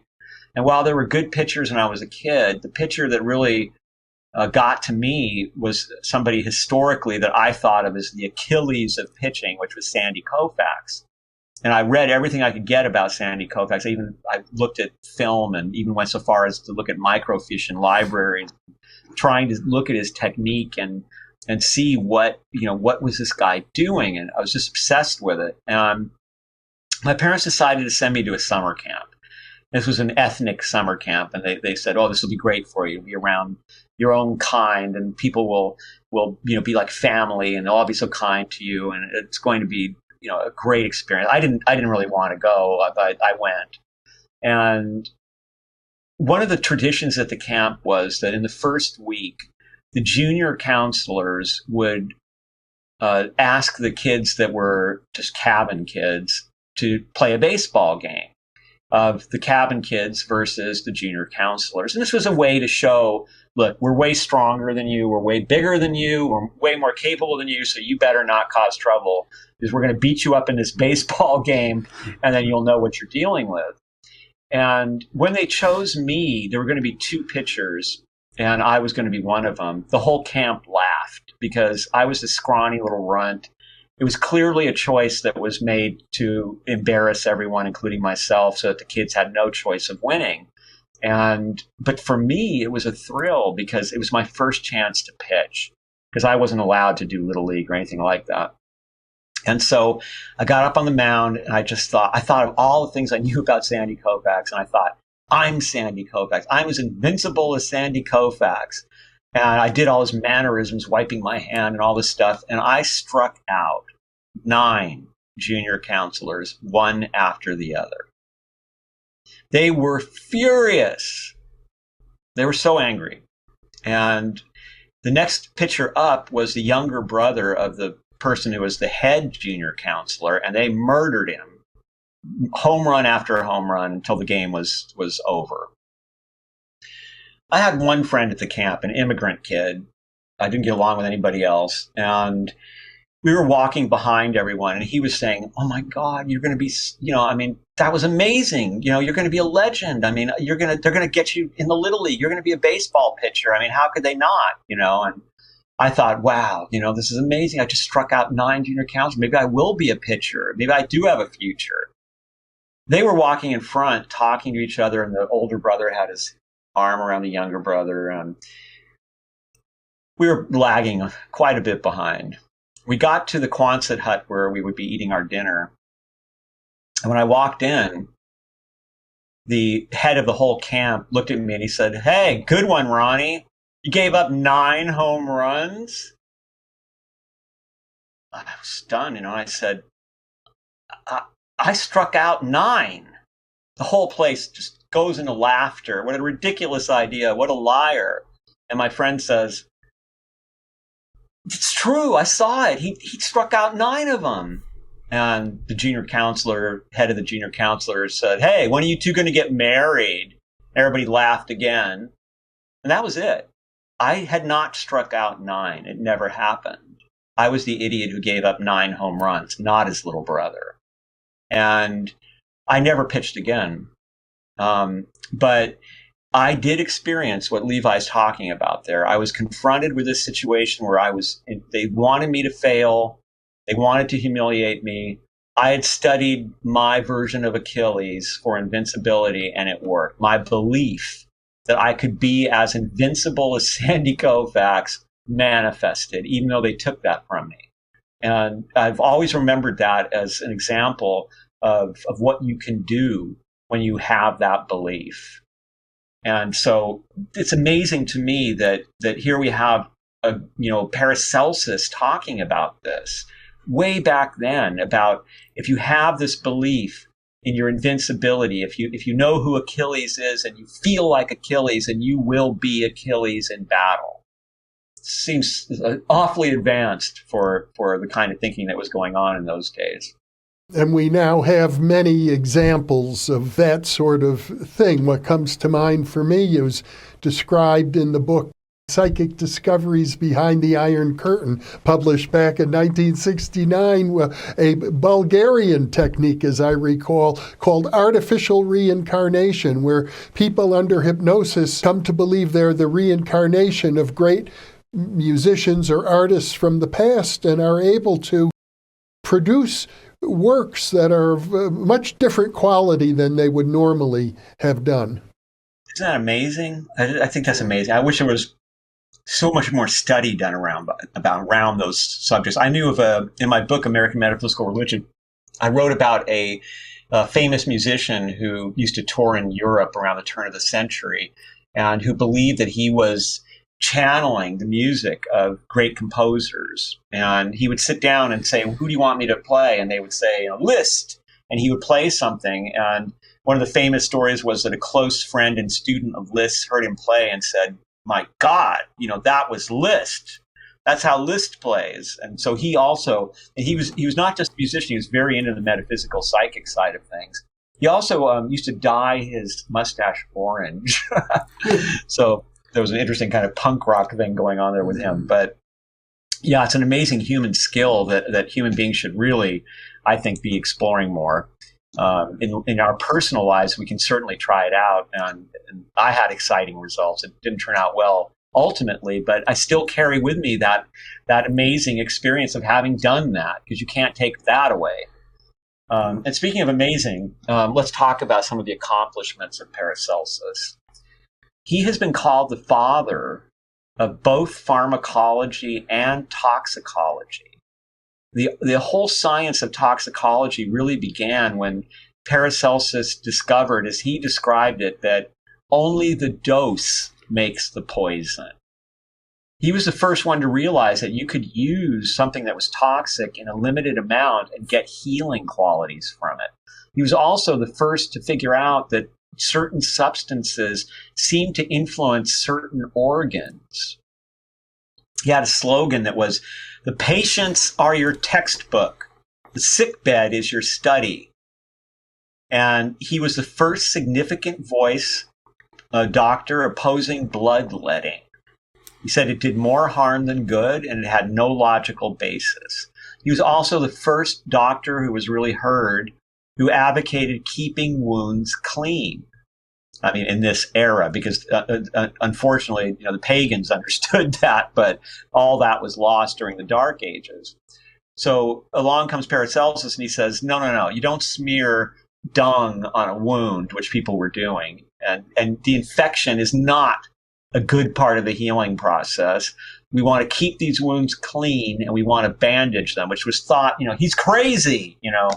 People thought that was just ridiculous, but that's how he practiced.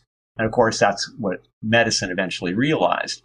He also invented the use of camphor in liniment, and all liniments since have been at least somewhat based on his recipes. He even recognized the importance of fasting in healing.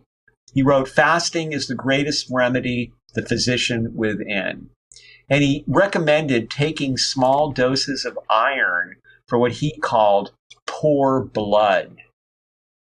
He's said to have introduced opium to Western Europe and to have created laudanum from it. It wasn't the same kind of laudanum as Shelley used, but a type of it. And these two drugs were like a huge blessing. Mostly we think of them now as kind of drugs that romantic poets used or something. But this was a world without anesthetic, without even aspirin. And so having these painkillers like opium and laudanum was a tremendous gift to give Europe. He anticipated germ theory at a time when most people thought that illness came from demons or vengeful ghosts or sinful thoughts or just God willing it.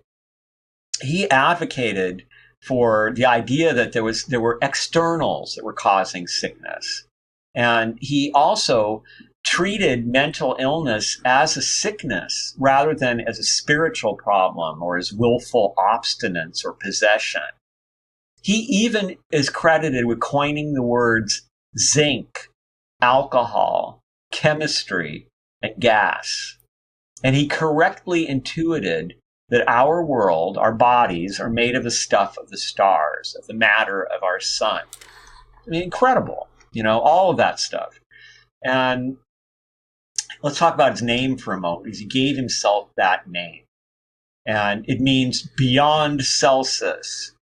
Celsus was one of the ancient authorities on medicine. His name was Aulus Cornelius Celsus.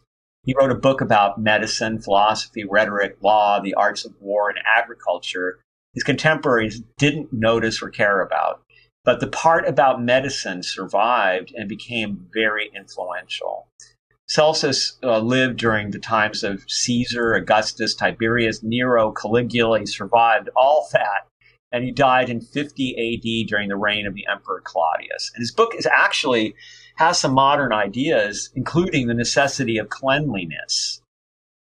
But Paracelsus felt that he was way better than Celsus, so he gave himself that name to immediately communicate to other doctors that he's greater than Celsus was. And that wasn't enough for him. So he even went about burning books by ancient masters of the art like Galen publicly to say, medicine today is just trash, just burn it. And he was well known for saying horrible things to doctors. So he would meet doctors who had wealthy practices and degrees and all this, authority. And he would tell them that if they were ever tested by a serious disease themselves, and he said, quote, "all your splendor, titles, rings, and name will be about as much help as a horse's ass." Some people translate that a horse's tail, but knowing Paracelsus, I think it wouldn't happen. And when asked his opinions of the masters of medicine of his day, he famously pointed at flies that were buzzing around on dog excrement in the street. And he said, "The flies remind me of the doctors and the excrement of their so-called knowledge." But he also had strange beliefs himself. He believed, for example, that if you had lustful fantasies about somebody else, and then especially if you had a nocturnal emission after that, because you wouldn't masturbate, that would be wrong. If you did that, then the emission and the fantasies would be carried off to be nurtured by toads. And they would give birth to astral beings that he called larvae. These are like incubi and succubi. And then they would then search for sources of lust to feed from. And this takes us kind of back to our egregore discussion. He certainly contributed to that. Now, why these ideas? So there's a scholar named Andrew Weeks who wrote a wonderful book about Paracelsus. And he reminds us that Paracelsus was living at a time that was the end of the age of faith and the beginning of the age of science. And as he wrote, quoting him, "the atmosphere of his writing bespeaks a teeming anxiety, fear of diseases old and new, fear of the poisons that pervade everything in nature, fear of succubi, incubi, astral monsters, fear of war, violence, and false accusation, and not least of all, fear of ridicule." Because Paracelsus was ridiculed a lot. He was homeless often. He was dismissed by lesser intellects. He was excluded from participating in many of the medically oriented activities of the day because of his allegedly radical approaches that were producing superior results. And so the doctors didn't want that competition. Ficino wrote on medical subjects like how to treat the plague. And this was an important and direct influence on Paracelsus, but also it was an influence on a bunch of these mostly anonymous writers who wrote what were called plague tracts. And this was kind of philosophizing about the causes and treatments of this deadly reoccurring epidemic. And most of these were filled with ideas from Ficino. So Ficino and Paracelsus both believed that the human body is a microcosm of the macrocosm. They experimented with what were called signatures and correspondences in nature, which we touched on earlier. This wisdom of harmony all throughout nature, the divine that can be glimpsed through it. And if you could read these things, these similarities, then you could find cures. And this led Paracelsus to explore scrying, to seek visions in mirrors and crystals and such, because he thought that everything in nature had access to this wisdom.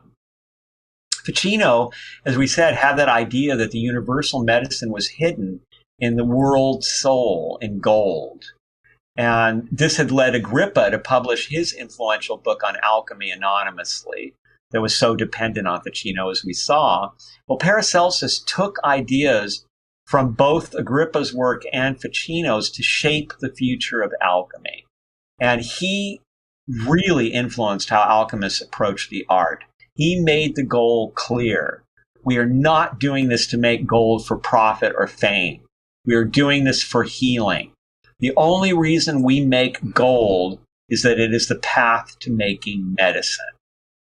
And that really established a tone for at least a couple hundred years of alchemy following him.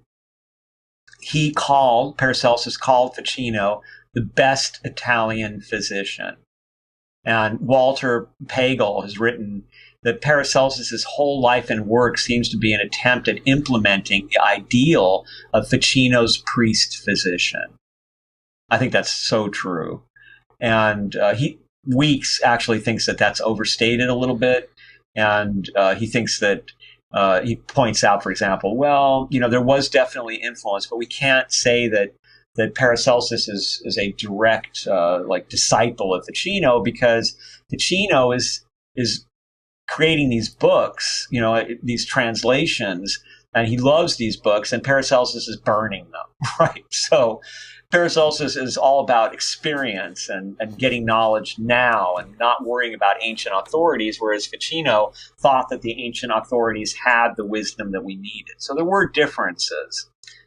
All those achievements that we've looked at were especially amazing because Paracelsus was really hard to get along with. I mean, we can already see that he was quite caustic in his comments. He was given, for example, impressive robes of office because he did attain office, but he never wore them. He always dressed very plainly. And yet he managed to be ostentatious. He had this big sword. He wasn't a very big man. It was given to him by a hangman. He always kept it with him wherever he was. And people used to whisper that the pommel of the sword had a demon hiding in it, his demon familiar. He wasn't a handsome guy. He was thick-necked he had kind of a weird bulbous top of his head. He was only 5 feet tall. He had a stressed-out high voice, and he was causing, because of this gossip, that he had been castrated by witches or by soldiers. Researchers now speculate that he probably suffered from a disease related to childhood malnutrition. He had no children. He practiced abstinence and urged others to do the same. In his time, syphilis was an enormous epidemic. And in fact, he was ridiculed for constantly writing about syphilis, trying to cure it. He was accused of plagiarizing, even though he had no library, and he claimed to have not read a book in many years. He would respond by saying, I have invented 600 new formulas that neither my contemporaries nor the ancients had ever heard of.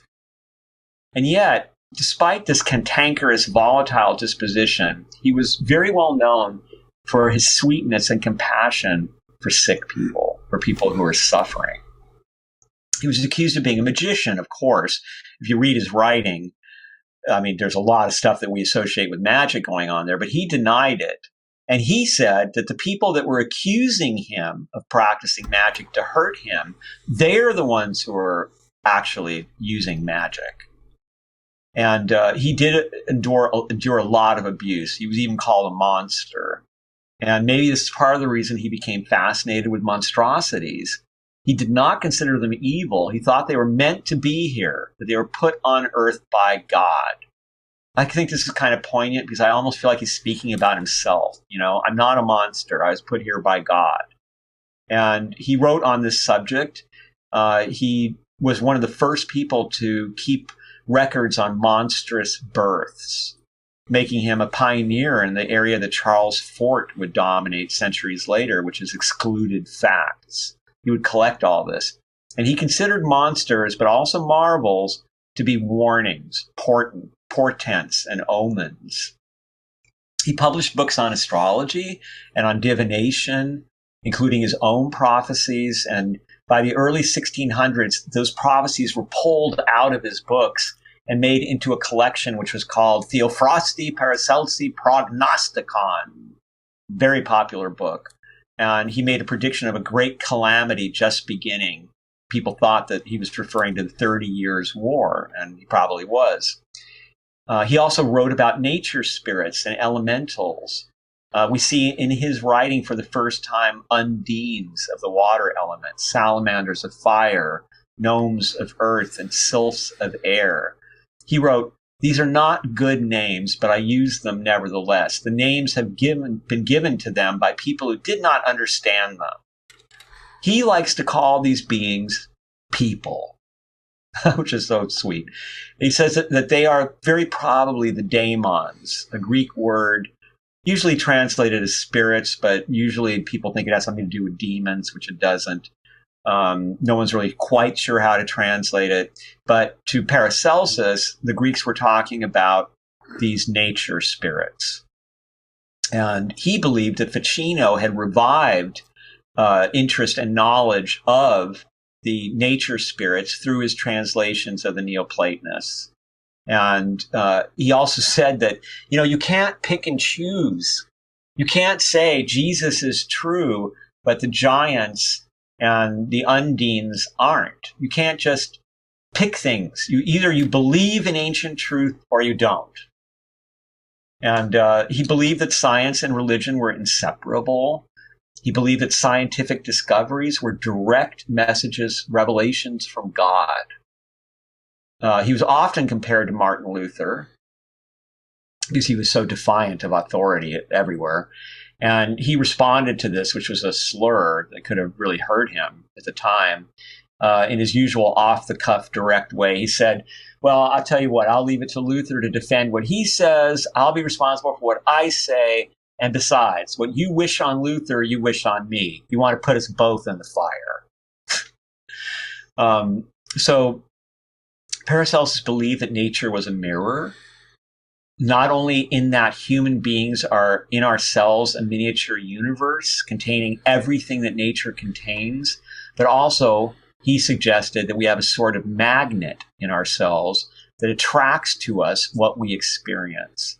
And our beliefs and our actions are what determines what this magnet attracts. So we draw our fate rather than being helplessly subjected to it. One of his companions left an eyewitness account of his later years that to me, when I read it, it kind of foreshadowed the 20th century bestseller, Elvis, What Happened? He says, 2 years I passed in his company. He spent it in drinking and gluttony, day and night. He could not be found sober for 1 hour, end quote. But he's doing medicine and making these discoveries during that time too. Eliphas Levi wrote about this in a very interesting way. He said, and I quote him, "To strive continuously against nature, so that we may overcome and dominate it, is to endanger both life and reason." Paracelsus ventured to do so, but even in the midst of such a struggle, he made use of equilibrated forces. And so what does that mean, equilibrated forces? He opposed the intoxication of wine to that of intellect, then conquered drunkenness by bodily fatigue, and bodily fatigue by fresh intellectual occupation. So Paracelsus, Levi writes, was a man of miracles and inspiration, but he exhausted his life in this devouring activity. He rapidly wore out and destroyed the body he wore like clothes. But men like Paracelsus can use and abuse without fear. They well know that they can no more die than grow old, end quote. I think this is a reference to the truth that we discussed in the Secret of the Golden Flower discussion we had. It's basically saying that Paracelsus knew his immortal soul would not perish with his body. He was an immortal soul living his life and was not concerned about what would happen to his body. He knew he would go on. And he was a huge influence on the German Rosicrucians. They called him a prophet, and they organized much of their ideas about medicine and religion around his ideas and his terminology. I wonder if that part of this was because Paracelsus did live for a time under the patronage of an aristocrat right in the area that Rosicrucianism would emerge from. And I think that very likely that, like John Dee, who visited those areas prior to Rosicrucianism, that these two, especially Dee and Paracelsus, left a great impression that the Rosicrucians later developed into their own approaches. Francis Bacon, on the other hand, he warned against Paracelsus and the Rosicrucians. He said that the whole idea that man is the microcosm, which is an ancient idea, was fantastically strained by these people. He was a huge influence, Paracelsus, on the very influential German visionary author Jacob Boehme, who influenced generations of mystical German pietists, some of whom relocated in the very early days of the colonization of America. And Andrew Weeks, who also wrote about Boehme, says, a considerable stock of Paracelsian terms, concepts, and theories are found in Boehme's writing. So we see how strong that influence was. But unlike our other two writers who were kind of limited in their influence just to the occult, Ficino may be a little wider in this terms of the Renaissance that spread from the Renaissance that he did so much to help create. But in the case of Paracelsus, the influence is much wider. So, for example, if we move forward to the early 1800s, we can look at Hegel, who's still considered one of the most important philosophers in the history of Western philosophy, although the right has traditionally fought to diminish him. He had in his library Agrippa, Boehme, Giordano Bruno, and Paracelsus. He was inspired by Ficino, but he considered Ficino's revival of Plato, the Hermetica, and the Neoplatonists, and the Academy to be what he called a puerile or childish fascination with a dead philosophy. Paul S. MacDonald, who we referred to earlier, he describes Hegel's classic book, The Phenomenology of Spirit, as Hegel's initiatory experience, Hegel's Aloysis, his bacchanalian revel. And he tells us that the great political philosopher Erich Vogelin claims that Hegel's thought belongs to the continuous history of modern Hermeticism, and that Vogelin refers to the Phenomenology of Spirit book as a grimoire. We move up into the 20th century and we find Carl Jung studying Paracelsus. He wrote 2 essays on him, one delivered in the house in which Paracelsus was born. And around that same time, Pabst, or Pabst, depending on how you want to pronounce it, the great German filmmaker of the Weimar Republic, who Goebbels denounced as a Jew, for some reason he returned to Nazi Germany to make films. But these were subversive in subtle ways. And one of the films that he did was paid for by the Reich. It was called Paracelsus. And in this film, Paracelsus performs a very impressive cure. He debates with the medical authorities, and then he humbles them. He's asked to become town doctor, and then the plague threatens the town. So he orders a quarantine and locks the town gates. Well, the local merchants aren't happy about this. And the richest merchant in town, who's a specialist in contraband merchandise, has carts filled with this stuff locked outside. The decision is made that the stuff is probably contaminated with plague, and so they burn it. Well, that doesn't go over very well. And so this man, this rich merchant, decides that this quarantine is illegal and unnecessary. It creates this huge political problem, very reminiscent of recent times. And supposedly Paracelsus in this movie had a young assistant who was drunk with love for the daughter of a patient and therefore administered a wrong dose, resulting in death. The town blames Paracelsus. And in the movie, there's like the shadow version of Paracelsus that appears, a street entertainer whose tightrope walk distracts the audience long enough for the real Paracelsus to escape.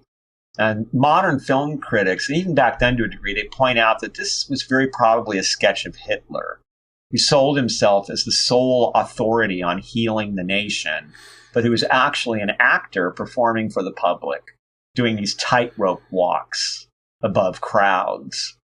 And we move up into the 20th century further, and we find the visionary American author Philip K. Dick, who was a big Paracelsus fan. We have a quote from him where he wrote, "I am an Orphic, a Neoplatonist, a Christian, a Hermetic. All these statements are true. And also I have, to some extent, formulated my own system as Bruno did. I have seen God, but it was not God. It was more. And I have a cybernetics biological model. I am with Bainey, perhaps most of all, and with his teacher, Paracelsus, most of all, end quote. So big influence there. According to the pioneer esoteric scholar A.E. Waite, as late as the 1890s, just about the only place where people with occult interests could find Paracelsus was in the writings of Eliphas Levi.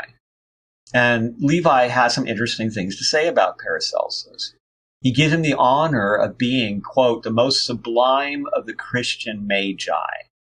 He declares, quote, his success was prodigious, and never has any physician approached Paracelsus in the multitude of his marvelous cures, end quote.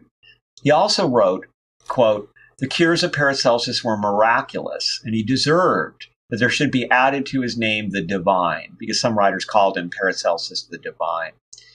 But in other places, Levi tempers this high praise, and he says, I think referring to this other statement, well, we may call the divine Paracelsus divine if the term be understood in the sense of a diviner.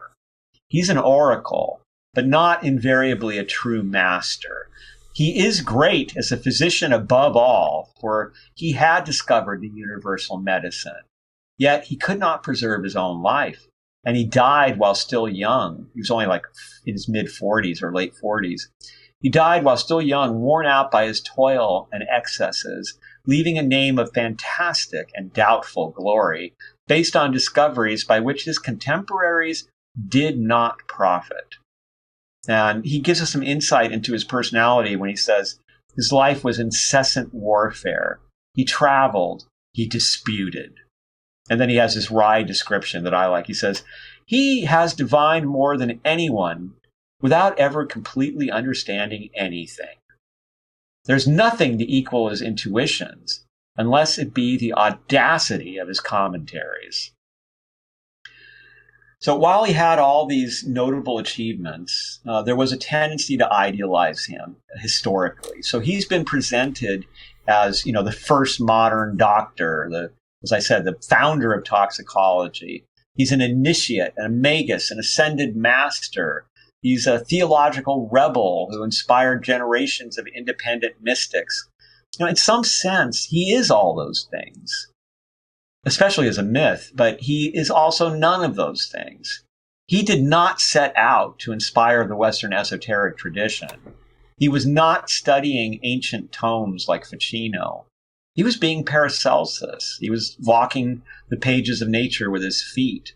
Are we as moderns looking at him and trying to read into him things that weren't there? Here's a good example of it. He said that coral is a good way to keep away night spirits. These are spirits, good or bad, that can interfere with people's lives. And for that, he was condemned as a sorcerer. But today, there are scholars who argue that he was talking about the effect of the unconscious on human behavior. Night spirits who can interfere with our lives, and that he didn't really have the language to explain it until, it wouldn't be the language until Freud came around so many years later. And so his writing is like this forest of symbols, and you're not entirely certain of the meaning, and there's so much room for projection. So he's been dismissed as a total quack, but he's also been held up as this incredibly brilliant human being who revolutionized not just the world of medicine, but these other areas as well. So these three people that we've been discussing, they are really at the foundation of what we now call the Western esoteric tradition, or at least formulating it as a stream of influence. And their lives only span 100 years altogether for the three of them. But to me, that's amazing. As I said, from the birth of Ficino to the death of Paracelsus. And yet, look at what they produced, the change that they produced. And I think this is a very timely topic, even though we didn't really intend it to be in this way, because I'm hearing from so many people now who are so upset by the recent election, and they have a very bleak view of the future, and they just kind of have surrendered to despair, many of them. And while I've been trying to deal with that, I've been thinking about Ficino and Agrippa and Paracelsus and thinking, my God, I mean, compared to our world, what they had to face was infinitely more difficult and more dangerous in so many ways than the world that we're in today. And yet these three strange guys, Ficino, a guy who would get really depressed, Agrippa, who's getting in fights everywhere, and Paracelsus, kind of the same thing. These three people utterly changed European history and the history of the world. They changed our lives because the ideas that they developed absolutely changed how things are done in the world. And they faced incredible poverty, ridicule, and all the kinds of things that are going on now that people are talking about as being obstacles to having good lives. And so in thinking about these three people, I really want to emphasize to people that these are not superhumans. These are not fonts of perfect wisdom. They're just people. I think it's beautiful to think of it that way, but these are devoted people. Because the thing that you see that's common to all three of them is they wanted to share vital wisdom. They drew inspiration from various sources, and they wanted to change the world with it. They believed that the divine wants us to have this information, that we can transform the world and free ourselves of tyranny and ignorance and sickness by loving wisdom and by respecting those who came before us and who did so much and risked their lives, really, for us to have this wisdom. And so I think that they're a wonderful example to us today of the possibilities that are there when somebody really lives a life that is devoted to the quest for wisdom. If we devote ourselves heart and soul to this quest, then not only can we radically transform ourselves, Agrippa goes from being a mercenary soldier to being this author who influences hundreds of years worth of occultists. Paracelsus, who was this almost a town fool, in the way that he looked and behaved, but he changed the worlds of toxicology and medicine and religion and so many other things. And it shows you that it's the devotion. It's instead of being focused on what we can't do or on fear of what might happen next or how powerful the authorities against us are. For instance, someone might respond, well, how can you say it's more dangerous now? We have nuclear weapons, we have climate crisis, we've got Elon Musk with all the powers of technology to tell what we're thinking and all that. Nobody has come up with a better way of knowing what everybody's thinking and of controlling people than the confessional booth. And in those days, if you didn't go to confession, you were in trouble. So many of the same problems facing us today, wealthy elites that are trying to suppress the poor, trying to suppress knowledge or controlling information and such, who want to keep people feeling like there's nothing they can do, they're helpless, and they have to do what they're ordered to do. That's the world that Ficino, Agrippa, and Paracelsus faced. But look what they accomplished. Do we have information about the death of Paracelsus besides what Levi reported? We have a lot of stories. We don't really know what happened to him. As is usual in these cases, we have reports that he was poisoned. We have reports that he caught something that he was treating and died from that. We have, a jealous doctor killed him. I mean, there's all these myths that grow up around it, but we're not sure. Well, Ronnie, this has been a fascinating conversation about a crucial period of world history and three individuals who I think probably 50% or more of our viewers will not have known much about at all before. So thank you so much for this really enlightening discussion. Oh, thank you, Jeffrey. Thank you for suggesting putting these three together. That was brilliant, and they do belong together, in my opinion. Well, we've been going for over 2 hours, so for those viewers who are still with us, I commend you and for your diligence, and thank you for being with us because you are the reason that we are here.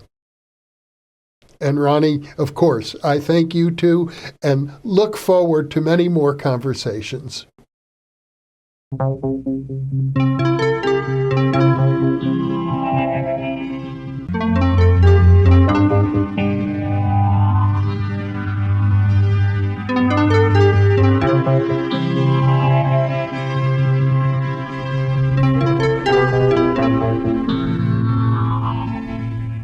Book 3 in the new Thinking Aloud dialogue series is UFOs and UAP, Are We Really Alone?